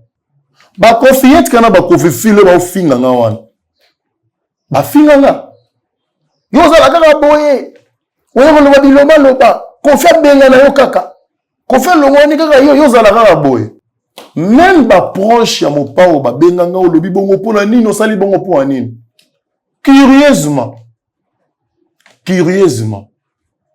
Na bi bon, na kende et pas ya nzambe yemoko. Achevé nga kaka. Pour ne pas nga boye. C'est que kuna déjà donc mabeza. Na benga ba Angelou Central, na benga ba Peter Luunga, na benga même Bibiche Matumo na buta na Canada, je la salue. Na ese Bibiche na ke mon frère na ke ko kufa. Oh pourquoi nga bise nga makam na lobi pona Fali. Le voisin Mikolo enfant chéri, ya ndenge ya TV et ki nga na touché lelo na ke oyoka yanga. Na koma kuna boye, mon père azali na studio. Na koti na studio boye. Oh là. Mais même ça, la réaction était tout autre. Je m'attendais peut-être que moi réprimade, dangelangai, toi reprocher ngai que non, ou le bibongo pona nini boye to zonga que non ko rectifier. Il était tout content. Ah, non, j'ai vraiment raison de t'aimer. Ah, il m'a amené au lobby na TV. On a lobby ni. Yo, lobby makambuna ke fallait boye. Abi menene biso banda tongo fallait azo komelanga ka awa pour à convaincre nga ke yo makambo lobby okosi. Alors que c'est un téléphone. Ce qui n'a pas kosa, ce pays n'a kosa qui fallait soit otala yemo wonda juger. Alors que ça n'a pas tout le monde va sur la fallait. Fallait répondre à Rabatou difficilement. Et puis ça répondre des phrases laconiques. Mais talandenga yami kuse mais talandenga azo komelanga banda o komelanga kapa convaincre que non yo kosi aibsinga non yo continuer ka bongo yo boya ka ka po ya komelanga alaksanga ke yo zo kosa ngabi nga na sali yango na sens wana te et comme il est à boy d'habiter dans ça la mosoute na sala ngo lisute. Ceux qui avaient aussi l'habitude de suivre mes interventions s'en souviennent. Donc, il n'y a pas émission. Na sala ngo lisute pour ne on le ono talabo. Na sala ngo lisute. On va te laisser comme ça. Kende robe balana Charlie. Après si malongo babongisi na bangona Charlie. Un autre exemple est Kirikou. Kaka boye. Donc mon père Zarako va ni kaka boye. Qui pika esali a créé un problème. Que non. Qui na TV. Qui n'est pas le bas pendant que nos Kirikou à Longwe, à sous la quartier la tête, mais banini, kouninga zana to yebi que non, azo concocta zonge pas ferré, donc qui n'est pas mais qu'on le batte ngam na tindio, yo c'est là mon pendant le bas pendant que non ngai penza, on sent en tant que bouche autorisée à Kofi, nazo annoncé de l'autre Kirikou à Longwe quartier la tête, avec toutes les assurances, nabini mon fleuri, nabi, makambo na que le bon gars aboye, Kirikou on peut tout solaka, la belle merveille, Tama mon père yipsinga tala boyebo. Ayibiso bongo bonga pa benga na kende kuna. Mais c'est OK. Yo keena. Na yena Villa del Pirlo. Dans un téléphone, je ne suis même pas allé à la télé. Dans un téléphone, on a fait des publication. Mon frère, même pas 10 minutes. M'appelle. Namuna nani Kirikou. Abengana non yambete, asailanga voice. Dans la TV, je ne peux pas tout dire, hein, mais afinganga, nabi oh. Kiko so fingangai, na makambo patron na ye atindinga na loba. Wala pas même te vous à la mopa dia ba obenga ye ba benga. Na bengi ye. Ah, mopa yo lobi na ngana kende na loba boy. Je ne suis même pas encore arrivé à la télévision pendant loba, on a installé cap publication Facebook. Mais tala nenge Kiko afinga tala na tindele na voice. Ou na esa na tindele voice. Oh non, butine voice te yo lobi ni kuna. Nga bina lobi te me na komi. Oui mais o komi ni kuna, o komi ni ngabi. Oh. Mais ma komi yo yebisa. Azo luwa na bimi sa phrase mo boya zo la nga wanda. Ngabi oh, mais yo lobi na ina ese o ka yo lobi wana. Oui mais na lobi ni ngabi. Oh, mais yo yebisa na loba ke non, et Kirikou alongwe. Parce que tous les bidets à communier la banque contest na faire aller dans zone non mais on sait linga bongo pourquoi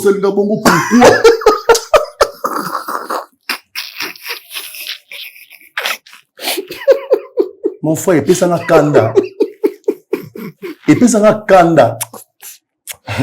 non mon so imagine dans ton film na ba scrabble ya maman ba fingio sikoyo hier on est biso bongo na salle pourquoi mais c'est même pas. Non, mais il fallait pas oh, mais quand la bimé pas dans le bin ngani. Et puis ça va quand na carte téléphone. Tant on a carte téléphone, na mon ra merveille benga. On na ese merveille bo be nga souté. Bon moi quand la bimé quartier la tête, bo be nga li souté. Mama rifa benga c'est mama rifa. Zero une voice ko ki ko tindelinga. Na tindela bango na zako kende su kunate. Mon père benga na yamba kete ata komeli na répondre à été mutu aya ozongi sanga vie na mona yoka epe kala la di eloko elengi vie wana abenganga oh non mais petit ndeni ni mikolo ba guerre za boye mais yo ngabi na ko yate mona ti lelo wa ba expression lelo neti bo lamba bo lia na ko yate oh non na zu voice wana tindeli abi non pas jusque là non ako fingelo boyete vie wana benga mon père c'est non mon vie pétion na ko finge ndengona te non mais ko finge bongo te ndena vanda na ko mona sko yo ye moko sko atindi merveille akini ko annoncer que no ba longoli Kirikou ki ba longoli Kirikou nde ayo sa yela nga message ko non mongo to Kirikou on a longoli ba vie Luis Blaise Londolé ba Willy Musheni ba ko benga ba bondelo na yo zonga et soki kaka amoni kaka ke yo na minute on a aussi utilité mais so ça utile soki oza utile ayebi ke combat oyo il faut ka de Charlie ata ofingaki mama ami ata ofingaki nani aoswa yo nani bundana totalement bundana soki bitumba ni esili apesi bango score laksa ok non eloko wana na bosana te eloko wana bosana te akotinda ba finga parent na ngate ontinda ba finga ba parent na ngate mais exemple fait bouboule na on na ba sopani on ba sopani c'est-à-dire na pese exemple moko oyo zango j'ai réfléchi dans l'absurde parce que ça la mapete j'ai réfléchi dans l'absurde mais na yena lobi yango on envoie quelqu'un pour venir s'exposer, pour venir l'exposer. Que non, abinga moi ça avec Bouboule. Donc, si on maintenant, désormais, bah, tout n'y a pas de baloba, on a vu à l'inga, tout ça, on doute pas à batou sous. Lelo, ton dini, par rapport à ma loba, oh, yémo, attendi, moutouna loba. Je te réponds tout à l'heure, le temps de remercier et saluer Monsieur Toussaint, le patron de M4 Commercial, le citoyen du monde, l'homme qui a fait 18 pays à l'espace de 3 jours. Je vous recommande, messieurs, dames, madame, le Layanga Lonengo, en cas de besoin de documents du cadastre, vous avez besoin de vendre, acheter, émonceler ou encore mesurer vos étendues, contactez cette dame, elle va certainement vous aider. En France, nous saluons la très respectueuse madame Annie Moussouloukou, toujours en train de nous suivre avec sa bouteille de champagne sur la table, sa coupe en main, et surtout avec son sourire des faussettes. Nous allons rapidement de l'autre côté de la Belgique pour saluer la grande dame de Bruxelles, Fifi Kabedi Wetu, Macha Moumeno, Défouaté, une fois avec action FIFA, et ma mère, il y a Bella, Yoyebi Kaka. À ma mère, je la souhaite un très bon séjour là où il séjourne à présent. Merci beaucoup. En tout cas, que Dieu te bénisse et qu'il te protège. Profite bien de tes séjours de l'autre côté. Et je tiens à saluer par cette même voix, maman Léonie Meta, voilà, l'amie d'enfance de ma mère, Ishli Bidish, depuis Bundes. Merci beaucoup. Maître Jeluna Lingibato Walida, ma princesse, salut à toi. Salut à mon boss Elindama. Jude mon papa, la bière des stars, je t'oublie pas. Jean Kadi Kamalando, merci à toi. La définition de l'intelligence et de l'élégance s'appelle Jean-Flavien Kaniki, que nous saluons également. Odilon Mampouya, exemple à suivre. Douvé Moué, la bière des méga stars, sans oublier les managers des Cactus, Trésor, Issimangé, les partenaires de Charlie Prince, Petit mais costaud, Arnaud de Ngonde, Sacré, Taboufatou, Top Model, Magasin à parfum. Ah voilà, partenaire. Salut à toi. Alain Boyika, l'autorité morale. Bon, ma propre Bruno Lubika, Bokulaka, Adam Bombole, Losako, La Koweït à Papi Koweït, depuis Toronto. Depuis Montréal, nous saluons le couple Moba, Monsieur Yannick Moba, ainsi que sa femme, Clémence Moba, Clémence Toll.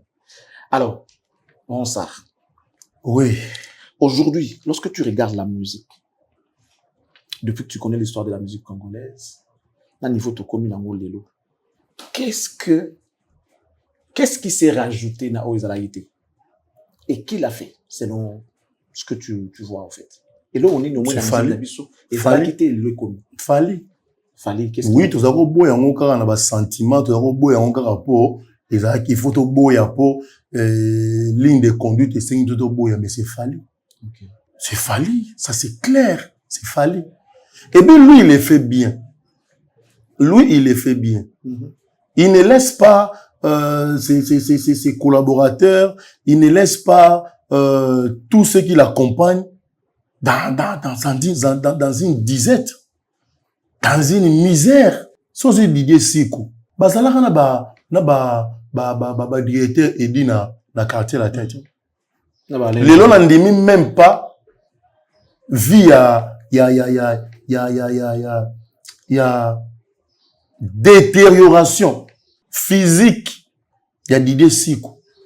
N'endiment même pas que il dit bah diata olinga kochai ata na restaurant catalogue plus apangusaka ba mesa n'endimité. So aider peut-être aider en tant qu'indeko bazalaka ni na quartier latin à aider mais achai wana a kochai était parce que Didier a comme ko bimaneti ba noko oyo ba ndoki na mboka. Oyo ongo kende poto ko beta lisolo te po ya yoki akokango nzela.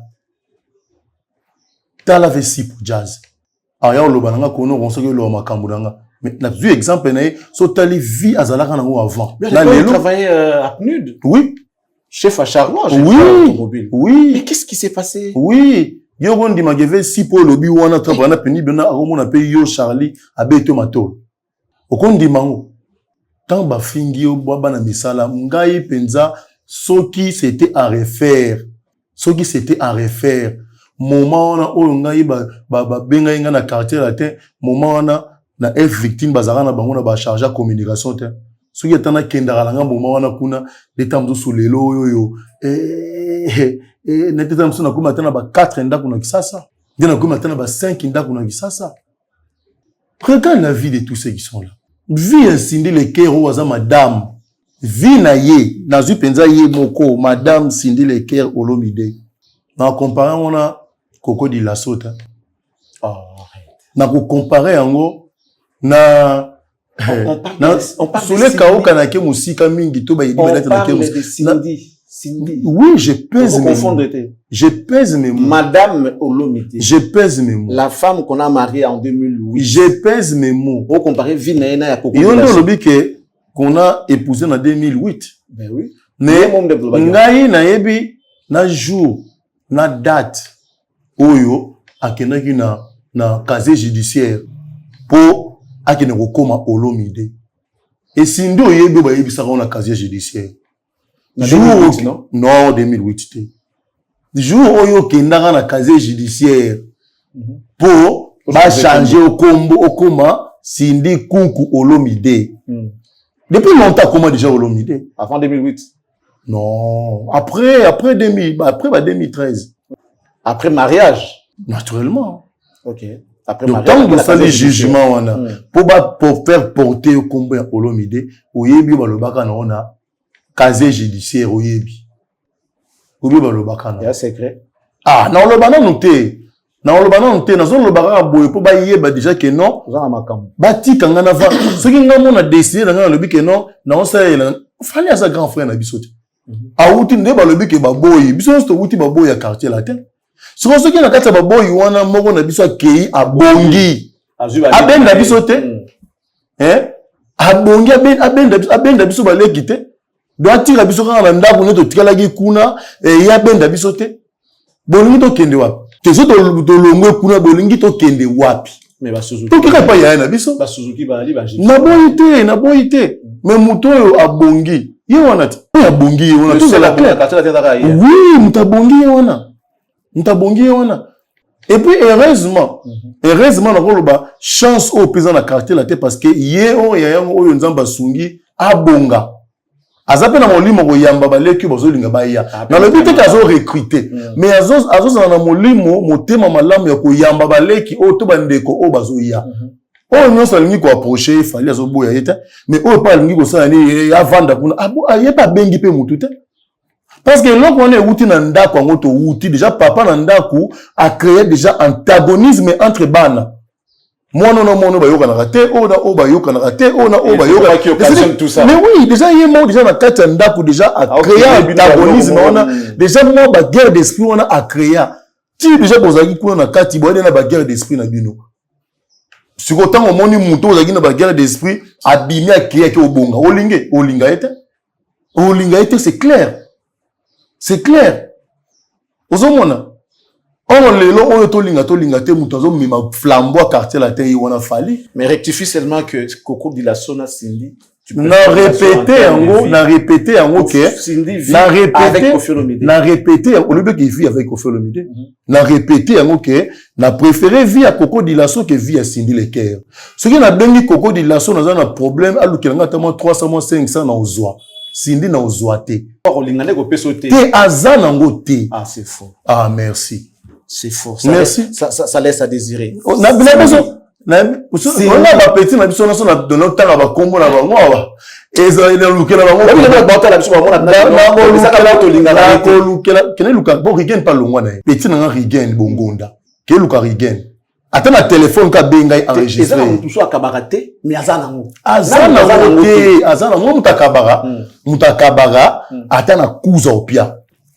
On comprend. Mutakabaka ayebana azana ende na ngoti bato ba mona ke lo bongo makasi bo tira na bino yi azani na mbongo te azani na mbongo te mais ko feza na mbongo olobi ko feza na mbongo oui na ko boye ngote mo po azana na mbongo oui mais ils se sont mariés par quel régime communauté des biens ya wapi est-ce que même yemo sinde bi régime babalela yemo ka bi régime babalela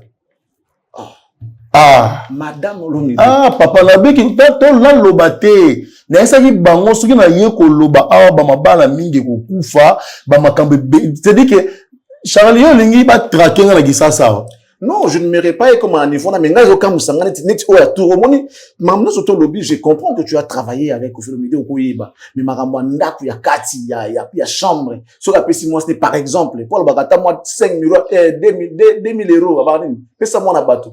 Peut-être la mère avec lui après les attends moi 2000 euros pamba au pesa moi na bato atata ne bali la mère avec lui bali ba ko ça ça ba mo so apesi ya web ça tika na yo papa Chira Loba les grands disaient ne sont pas les grands faiseurs tika na yo mbongo popo on sa ngoma tindela ngata 5 la so ki atindelo singi ba pied pour ba prouvenga rien on a pena moi ça tindelo yo on a dit surtout le mayo wana ndé tinga mutu mais ebiso na mutu pas tangelo ka mutu moko Rigen je te salue Rigen na personne no Rigen benga Rigen esa Rigen est-ce que maman ça le bien kosi aoyebiso to benga diedo yebe para zonga kuna benga diedo on nous faire comprendre ce que Cindy akabaka na ye mais azane na ngote non akabaka pété azape na ngote bon so ki ngolo so ke ngando azobela balobaka ndimela mais yango na lobaki na epa ya sere na nana Cindy aza condamné kozalaka wana siko mabe na epe ndenga na monaka ba mopa o famille na bakufa na bango avanté maman mi akufi na ba 90, papa akufi na ba 80 combien. Donc ce qui peut être à cause de la guerre, on a fait kufa, on a la liberté na ngai a retirer la cause ngote. A retirer la cause ngote pour ko faire kufa ne leloté. Akufa na bona nzambe te nzambe te mais ce qui n'a observé kaka koli azaka oui. Au moins, ils ont observé quand on a une famille, on a une pour moi, nous sommes vendre nzambe ninge bazo kendele boy kala tako kendela ye ngana elle a ozoité so le bi a foncer ngo lelo et n'aura rien conseil à donner dans un conseil au PCT azana ba famille na ba conseiller azana bato bazo tinda ba finga wana ba conseiller ngana conseiller attitude na yele lokumpa ko aussi kana ba réseaux sociaux oui salondeni ceux qui akili kamungu na yemuka alors qu'à l'époque azaki bon elle était calme, elle était posée. Là, comme vous voyez, pour répondre avec... On la pousse à la faute. Depuis le moment où on a pu dire, depuis mon père, on a pu dire, se débarrasser. Mais on a dit, on a ça. On a poussé, nous, on se débarrasser, et choqué, et qu'il a fallu ça. Ah ouais, c'est aussi une idée à prendre en compte. Et puis nous allons répondre à bino besoin. Bon, il y a beaucoup finga sur belé. Beaucoup finga sur belé. Mon bino besoin finga wana. À la place de finga bino mon beaucoup ma pena ba porte parole à quartier la te beaucoup mon lega ma TV, beaucoup mon finga tout tala na face à face. Beaucoup mon lega bino mon finga tout tala na face à face. Et puis bino besoin le bono poni ba besoin le balongo quartier la te ba kenda ka pas fali. Bolingi to kende wapi. Na ndenge ma bete bolingi to kende. To la na ni famille. Non, moi je suis beaucoup plus politique que musique.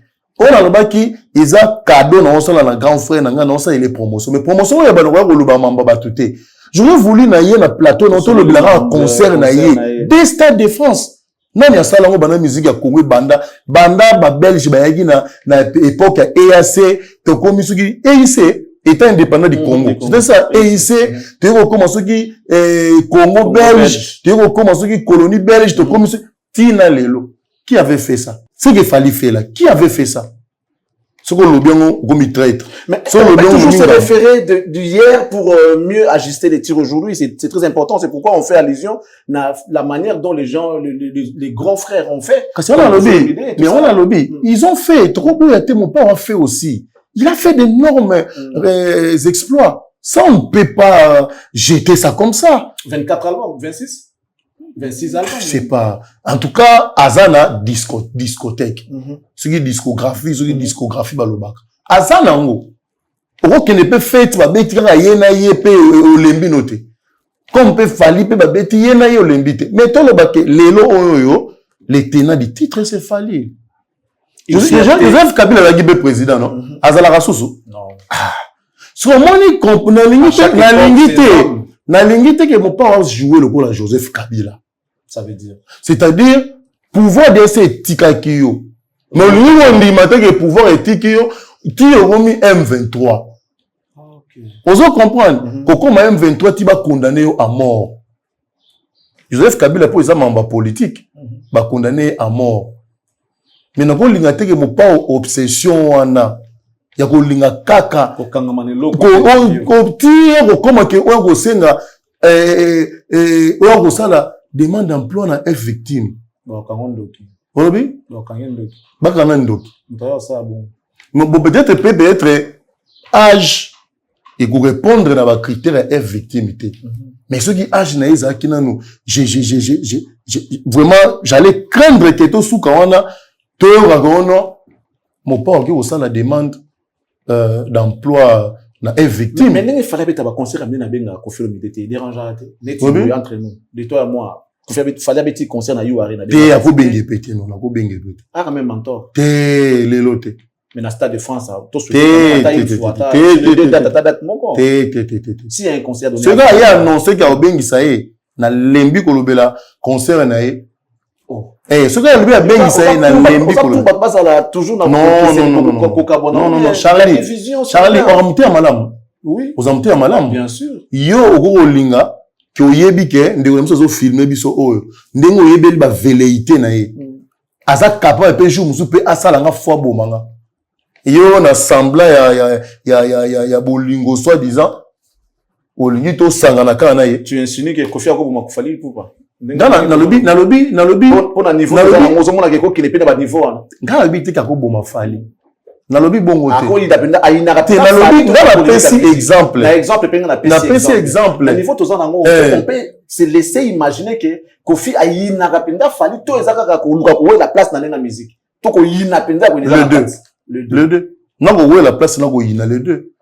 Parce que mais comment est-ce que linga Fali makamba danseuse bafunda ina poto Fali muta concocta yango selon ye Fali mutu a futa bambongo et tout pour que danseuse on a bafunda c'est ce qui a fait l'ascension et a Fali et qu'il fallait récupérer la scène sur le plan européen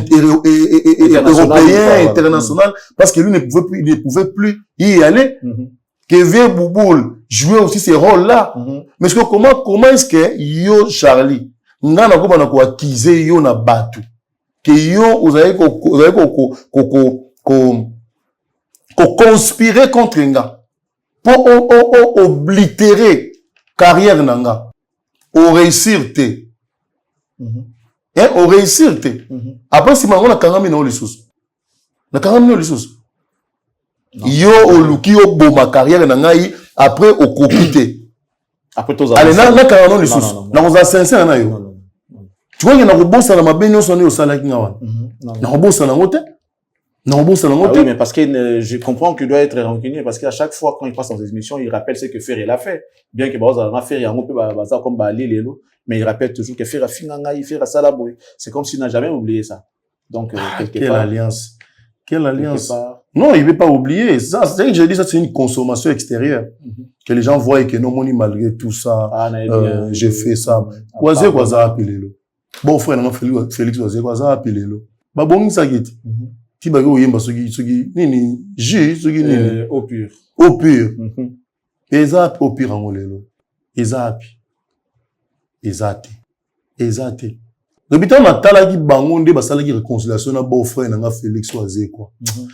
Ah, monstre. Soko yebaka. Ça profitait à qui? Ah, toti kaka. Cette réconciliation. Toti kaka. Profita na nan. Oui? Et profita na nan. Naye? Et profita naye? Oh, mon balobate. Lelo azema, est-ce que lelo pena il n'est plus crédible en tout cas. Il n'est plus crédible, tout à la sincère. Il n'est plus crédible. Qu'est-ce qu'ils vont encore dire Bandini, surtout concernant Kofi? C'est-à-dire qu'il faut éviter le lamba Kofi. Pour ça, le bika makamune ya tika pardon. Eh, ozomona. Madame du Crash Ibwanga, je vous salue, la très chère épouse de monsieur Dani Kombo Daniko depuis le Canada, nous vous saluons. Ceux qui perdent après ça comment bon on la poche. Madame du Crash Ibwanga après ça merci. Pour on a eu qui a ouais ça nzoto malili. Ceux qui perdent après ça moi 1000 euros, moi 2000 euros, 3000 euros dans la poche, après ça merci. Pour on a eu qui a ouais ça nzoto malili. Ça nzoto malili. Je vous salue les couples depuis le Canada. Je tiens à saluer notamment monsieur José Kingombe. Monsieur José Kingombe, très élégant et lamba baola tate depuis la Grande-Bretagne. Motemaya madame Charlène Yala, mère Aleki à Gênes. Voilà. Alors, Ronsard Fally Ipupa vient de rajouter une deuxième date. On a vu Fally tourner en plein Paris. Ça la clip. À notre grande surprise, avec des spots où ils ont annoncé deuxième concert il y a le 3 mai dans le stade de France. Lorsque tu as vu ces spots-là, qu'est-ce que tu t'es dit? Le niveau que Fally a amené les choses, les spots seulement qui annoncent un concert de la manière dont tu l'as fait. Tant que mon spot, voilà. Nous avons la chance, nous, de vivre ce que c'est un artiste international avec Fally. Il faut avoir spot, il faut avoir qualité. Rien que pour annoncer un concert. Rien que l'annonce. Faut qu'on soit qualité. Comment ça peut faire souffrir baninga bo? Déjà quand moko ka date moko quand on annonce qui. Ba leader rebelle ba misu ba komi na bango ba malien. Ba komi ba fan ya Aya Nakamura. Yoko imaginer. Ba tu ba konga ba fan ya Aya Nakamura. Kaka po nini ko dissimuler Sony Topé, pas si oyo, fallait ayogi si bango. So, abeti sur deuxième date, quand on a même stade de France en Ouana. Oh, ça va te ba AVCT. Oh, exact, ça va te ba AVCT. Oh, ya ok, bate. Quand on kalate, ah, au moment où deuxième stade, on a tondi, bah, annoncé troisième. En tout cas, on a pardon, bon, annoncé troisième. T'es beau sous qu'on a deuxième. Pardon, vraiment, beau sous qu'on a deuxième. On a bon annoncé troisième. Même si. Vous en avez les capacités. Vous en avez les capacités, pardon, arrêtez-vous là. Pour défi, on a relevé, on a été. Moutazan a été relevé défi, on a. Peut-être 60 ans après. Et ça, on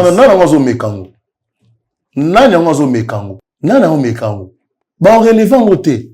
Donc, aigle, pardon, soukawana. Soukanan benana mi balé wana aigle. Bah, ça les est belé au kobeta soukanan wana.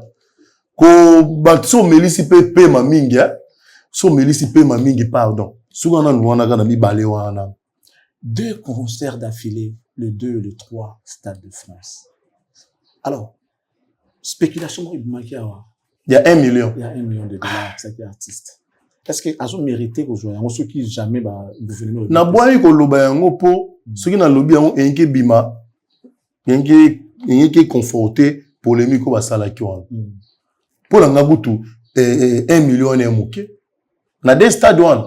Bato ba kendara ba accompagnera équipe na biso ya foot. Combien bima na trésor public? Beaucoup d'argent. Bato ba kei na signature ya ba accord na Washington. Combien bimi la caisse y a l'État? Et alors? Ceux qui vont lever notamment 1,5 million, 2 millions. Bazwa ba Congolais, oyo, bazweli bango ba visa, ba sombi le ba billet, ba sombi le ba droit d'entrée, ba tout concert ebetama vendredi na samedi, ba komi Paris, vendredi na Tongo, ba koti concert vendredi, samedi ba koti sous concert ami balé, dimanche bazongi na bango problème ezat. Problème ezawa. Ozo monter yezo ki fali wana akomo kota baninga pour déjà c'est à démystifier Élysée. Il a déjà démystifié l'Élysée. Imagine quand Lelo fali akomo kota Maison Blanche. Et c'est bozo mesurer incidence dans la diplomatie na biso. Ceux qui Lelo to se sentir fier, ya ko futara une journaliste d'origine angolaise. Pour apporter la question na administration américaine, lelo. Ce qui tu investir en par exemple un artiste ou azana aura na lumière lelo le la fali. À salango. Où est le problème? Que lelo boye fali à na président Trump. Aïe c'est monsieur le président. Je ne peux pas aller prester au nord et au sud. À cause de ça. Vous en tant que première puissance du monde, vous pouvez faire beaucoup de choses. Koya bobeta awa ba compatriote nanga bazo finganga. Koya bobeta awa ba compatriote nanga bazo compter si nga que liloba na ngai e yo kanepa na yo. Mais c'est le président. À la place peut-être beau foot nga ta caché bo bobeta selanga awa. Simple coup de fil na on a Paul Kagame a retiré pantin na enyo sona Fallait on marquer histoire. Tout le monde a esprit que il y a marqué histoire, mais tout le monde a esprit que grâce à yé paix et continue vraiment dans l'est. Paix continue vraiment dans l'est. Na on a tina ba se justifier raté ko no boy. Pour la route l'état né comme des stades bongo ba débloquer 3 millions. 3 millions. Oui, ba warrior ba yebani non. Ba warrior ba yebani. Bazana ba fan club na bango ba s'organiser na Kinshasa awa tina ba province. Il suffit de contacter ba président na bango wana. Lubumbashi, botinga biso, 100 warriors. Ville boy. Kanisi, bon, botion, on va faire un concert ici, où est le problème? Nous enchaînons vers la fin de l'émission. Une dernière question. Quel est ce problème que vous avez eu avec Koffi Olomide, personnellement? Y a-t-il un problème personnel que vous avez eu pendant que tu étais avec Koffi Olomide? Je n'ai pas eu de problème personnel avec lui. C'est pas mon ami. Koffi a te porté personnellement plainte. Oui. Et c'était quoi? C'était quoi la raison? Pourquoi il t'a porté plainte? Parce qu'on lui a dit que j'avais volé. Tu avais volé? Oui. Des biens équivalents à, selon Peter Lunga, équivalent à 80 000 euros. C'est qui Peter Lunga? Bon, un de ces petits qui est en Belgique, que je salue d'ailleurs avec son épouse. Selon Peter, saluer, ah ok. En selon ce que bon, lui, il a oui, bon, selon Peter Ayebisenga que non, okay. Via Ayebisenga que non, Oyibie biloko ya valeur ya 80 000 €. Nanda kunaye? Na Oshwe. Yo yebi Oshwe. Na kuna na Oshwe, na bimisaki biloko ya valeur ya 80 000 €. Na Oshwe wana. Ok. Et pas il y a Angelou Central, que je salue aussi. Et pas Angelou Central, na teki biloko ya 60 000 €. 80 000, 60 000 €. Et pas un Nana Boduga. Na teki biloko ya 85 000 $. Ok. Donc au moins ba yebisa inga. Et pas il y a Roger Manja. Et pas il y a Roger Manja na teki biloko ya valeur ya 48 000 $. Déjà ça pose d'abord problème na montant. Deuxièmement, oyebi Oshwe, oyebi Kisasa. Oyebi emplacement immeuble wana. Mon frère, une fois na yeba locataire moi zalaka wana. Tanga zolinga bima, ataka terrasse wana. Alors, il travaille moi quelques jours pour akende a débarrasser biloko na ye. Mon père azana poto. Quand batu na yeba maître wana, ba leka wana ba mona ba chaise libanda batu ba oteka. Ba saela e voice. Vieux, na on leka wana Oshwe na moni terrasse eza wana bazo teka. Hein, on dirait le bail qui est kanga déjà, na ebité tout on ça. Azo voice on a transféré langa. Na ebité oh, mais ngane yo kuta batu wana bo funda na gi déjà kuna basilisa ba contrat na bango ba kende. Mutu wana tikali soki na 3 jours pour kende. Ngana tio mutu wana te. Mutu wana alongwa ki. Numéro ya mopa o mutu tu azanango. Même ba chez gono mona na Oshwe bazara nango. Dans son salika likambo. Ba chez gono ba ça ba message. Banane bazaro pese la ve Johnny ko ba rapport. O ti ve Johnny ka longwa na Oshwe. Banane bazaro pese le ba rapport. Ngai tonan. Boyebi que non grand frère na ye. Ata sali ni na immeuble on a bino boyo se que non ta grand frère na sala bo. Et banane bazaro pese rapport. Quand batongo bazara na Oshwe wana ti. Do bazaro pese le ba rapport. Siko ngai ti nazo kongola kana ngaba biloko nazo bimisa kana et puis biloko na ebite soki ya ndenge ni.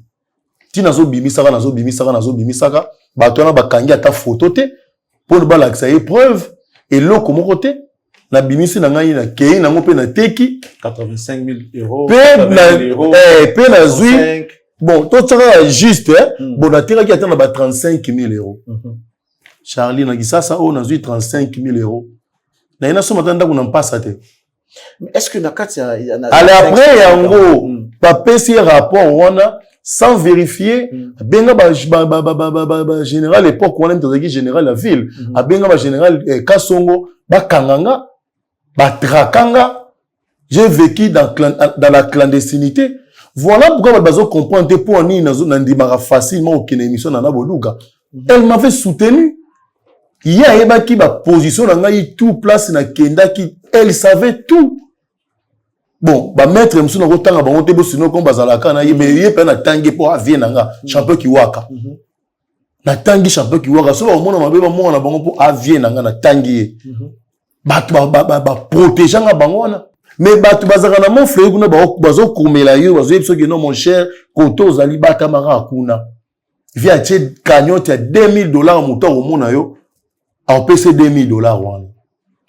Et na kati na bango il y en a même bakindaka na banganga. Ba bona ka place oza. Ba yo na kochanga motema ya moto na ko mibimisa pour bakanga bango ba so 2 000 wana. Charlie ko mets-toi ma place. Viens oyo au travail qui pour na ye loyalement, honnêtement. Oyo mo baza ko rappeler que non na tala ki ba bola mo salelanga. Oyo travail qui loyalement, honnêtement. Oyo ba betio 2 fois pour na ko défendre ye 2 fois. Pour nous défendre yé ayo ke lo rabongo a vérifier te a comment na niveau luka akangisa yo obengi payer na téléphone ou expliquer yé mais on insiste yo na boy na téléphone yaka yo moko na ndako entre temps bande ko bazaku na tanga bakombola bangote bazo tambo na ba téléphone partout ba komonela yo bakangi yo il faut ba humilier yo ba filmer ba image on fait tika na ba réseaux sociaux vieux oyo bundelaki oyo yo Mais c'est-à-dire que omi pesa ki réputation non même baby kutuka parce que yo bundela kai. A tiembongo oya tkala ko pesa ote $2000 wana nga tkala ko kabelanga monta bongo ta na social ko nuire yo. A tkala ko kabelanga monta ndingo ta tkala ko kabelanga même pas $500. Ya ko pesa nga bowe na maboko bo. A tkala ko pesa nga ngota. Mais ondimi o cha yango po bakanganga. Dieu aidant, j'ai échappé belle de Baloba. Comment tu l'as échappé?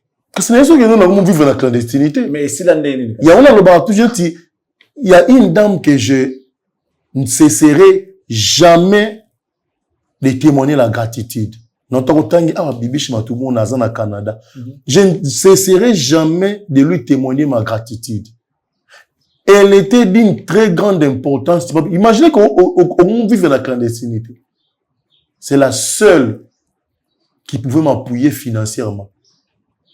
Ba vie belé na ba te belé soit disant ba kofi fil na ba kofiette o bazo finga na bazo loba loba. Combien on a contacté qui ba meka ko apaiser. Oui ba réponse à bon za la nini. On sent muta ko apaiser vient les cambo azate. C'est impossible.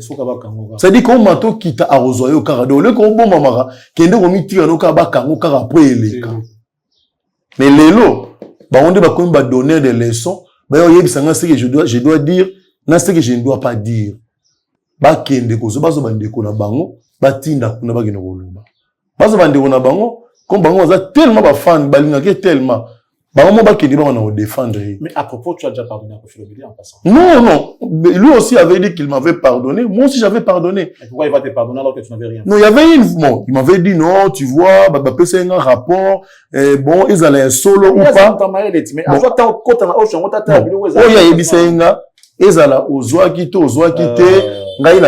ton bon côté. Natalaki, tout ce que tu avais fait, pour les quartiers latins, je n'avais pas oublié ça. Voilà pourquoi à chaque fois qu'il y a pression qui est là, quand il s'arrête yo, la dossier à monter pour Natalaki, c'est bon côté là. Je me suis dit non. Déjà Moutou, même pas un bélo que ça là qui pas un abo sanate. Même si on peut dire que pas un papa tenaki ba propos ils allaient qui outrageant. Mais viens à yo oyo bosala ki mambo ebele bolala même betu moko na ko yoka pa oyemba ke ozala ki même ko changer drap ya betu nini c'est que bosala ki vraiment mais problème ya bongo engeza la que non vie o créer un problème na ba producteur et tout les cas retirer maloba wana mais beaucoup mi ti la justice ti comment que ba conseiller à président débat ça la conciliation wana. Alors nous sommes arrivés à la fin.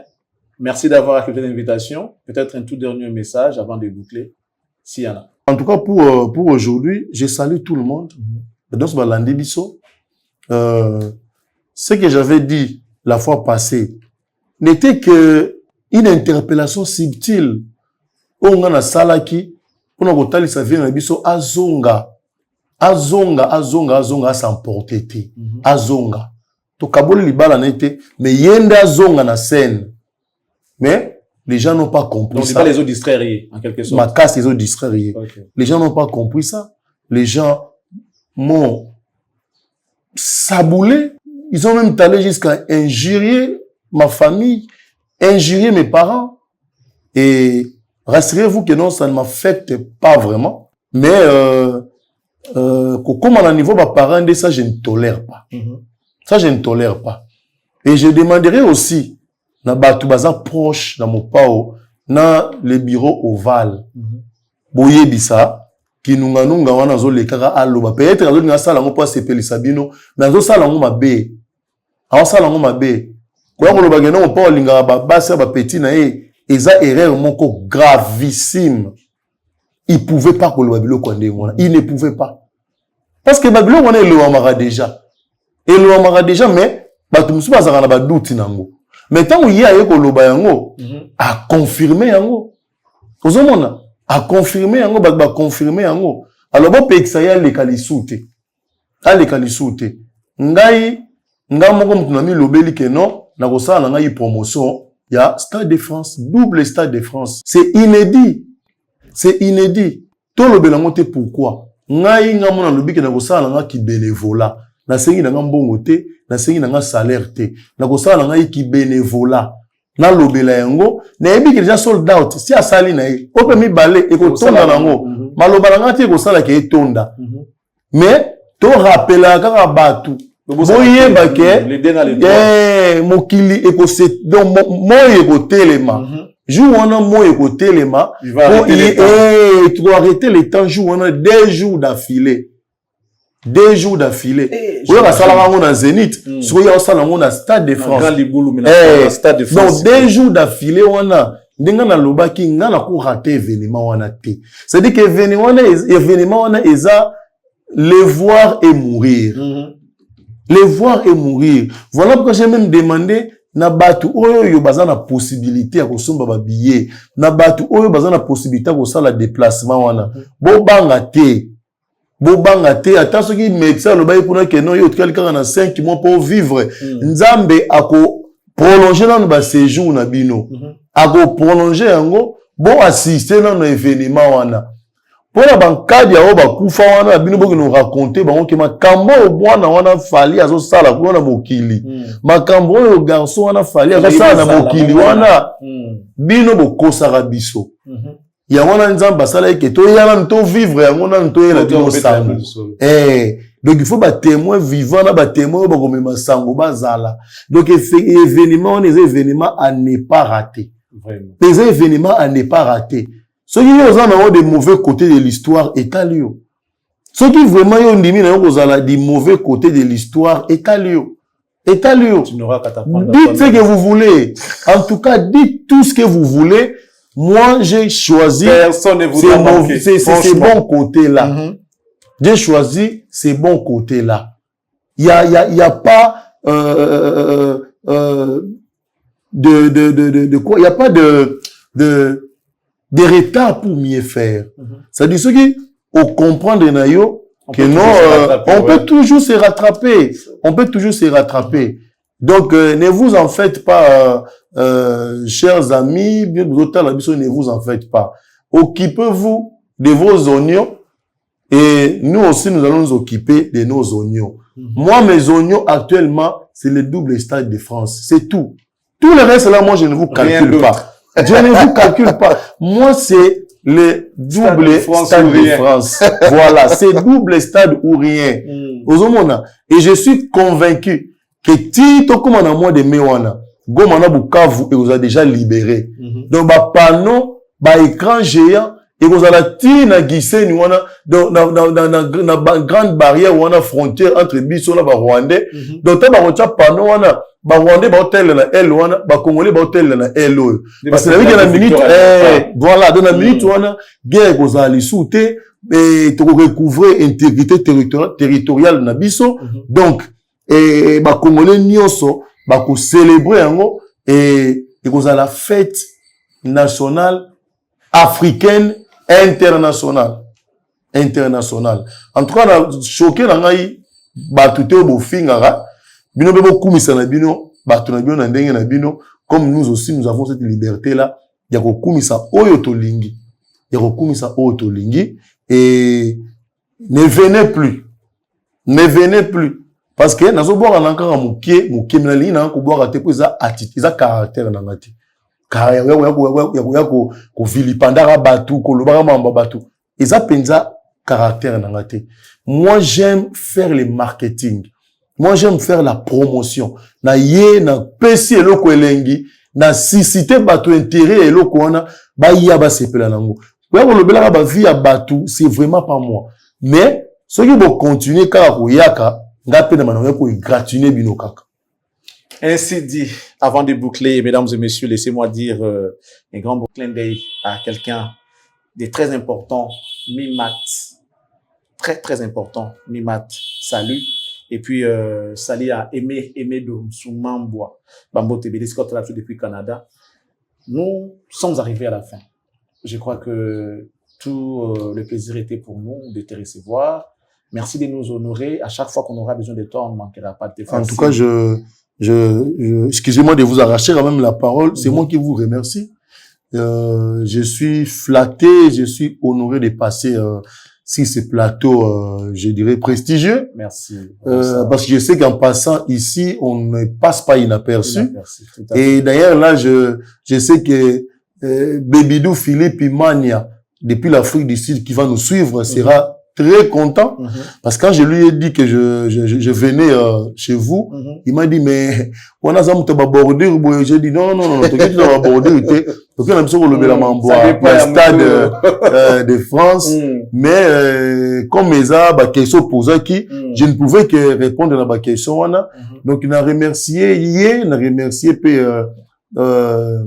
Bibi Chimatumuna depuis le Canada. Batunio soyo, bazo landabiso. Webi lelo ba ya nga ba komo yilangai bazo mona ke nozo tutela mo pa ba bordir ba komo mona nga mabe na esaki bango bo benga bango bo bisa bango ba temba ko tinda batu ba ya ko finga nga bo pekisa bango parce que bato bazo tala nde ba finga nga bango bazo mona ngo ba zo ngo au sérieux alors que ba yebite ke na monde de musique ba ya ko finga ba ya bango na mamba lokuta ngai na ye na fingité na lobine makambo eza vérifiable et vérifié alors voilà pourquoi ça la bango passe mingi. Mais au cause le comme côté ce qui n'a cause ba on peut ba démentir nga avec les faits c'est pas ningi pe débat je suis prêt ba yé na mutu moko awa nga pe na yé to sali débat total na lobby ya solo na ngo pe akosi je suis prêt na kimi ya ngote je suis prêt donc vieux bouboule wana vie na biso wana vie na ngai na pesi mbote na maman Nicole bango ba kanisi ndenge bango batindaki ginunga wana aya ko finga ve bubul na esa na ayebi ve bubul bien te ayebi ve bubul a mutam aza avani na ba musicien mais ve bubul boko tsena ba polémique na binote boko tsena ba biloko na binote ko no o meli o lié to ba kabelo mo 10 euros o yo finga e parce que quand na Paris yango zawana o yebite mais je sais qu'il y a aussi un éloigné parce que déjà nous n'en dit même pas qu'à la émission n'en dit même pas landa qui ma bêtise on n'en dit même pas donc je la salue la très respectable moi aussi naie maman Nicole na pesi ba ngombote directeur Edi Badiata na pesi pe mbote staff union sur Fali na pesi ba ngombote bango tout na pesi ba ngombote ça n'est fini mesdames et messieurs, restez bien chez vous, que Dieu vous bénisse et qu'il bénisse la RDC. Au revoir et à la prochaine. Merci beaucoup.